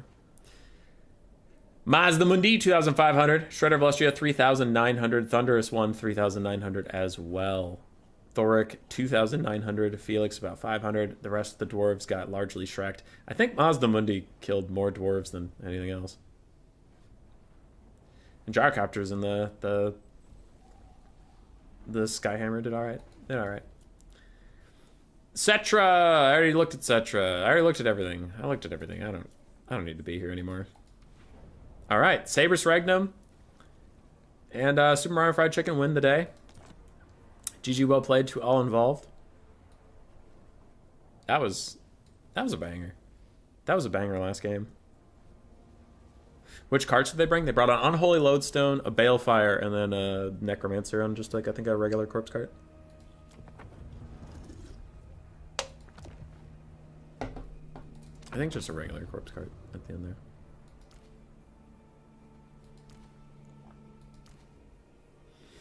Aren't two of them pretty terrible? I think they just did it for the lulz.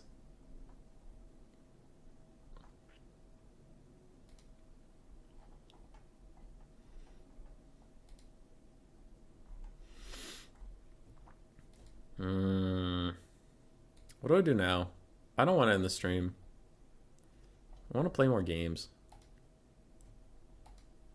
Oh, I have to go to work, though. Yeah, I can't just sit here and play games. I have to go to work. Oh, fine. I'll end the stream and go to work. Drop a banana peel in front of someone's cold ones and watch them veer off into a tree and explode. Cold ones are so weird. Okay. Okay, I'm ending it. I'm ending it. Hopefully you had fun. What else? Is there anything to plug? Not really. Yeah, not really. Thursday we'll have an event. So Thursday will probably be the next stream unless I get some time to play some games for fun. And then Saturday and Sunday is already filled up with garbage. Yeah. Oh, tomorrow I'm casting the RTK Land Battle Tournament. So there will be another stream tomorrow. That one will be more standard. Where the hell is that vote? Got it, runners. There you are. Ooh, the vote is close. If anybody gives a shit. We have a vote going right now for the next week, midweek fun event. What time zone it's going to be, EU or NA. Vote's almost tied, so if you want to play in it, you're an NA player, get in there and vote. If you want to play in it and you're an EU player, get in there and vote. If you don't give a shit, then I guess don't go vote. I don't care. Doesn't hurt me. Raced messaged me, but it's too late, Raced. It's too late. I'm out. I'm done. Goodbye, everybody.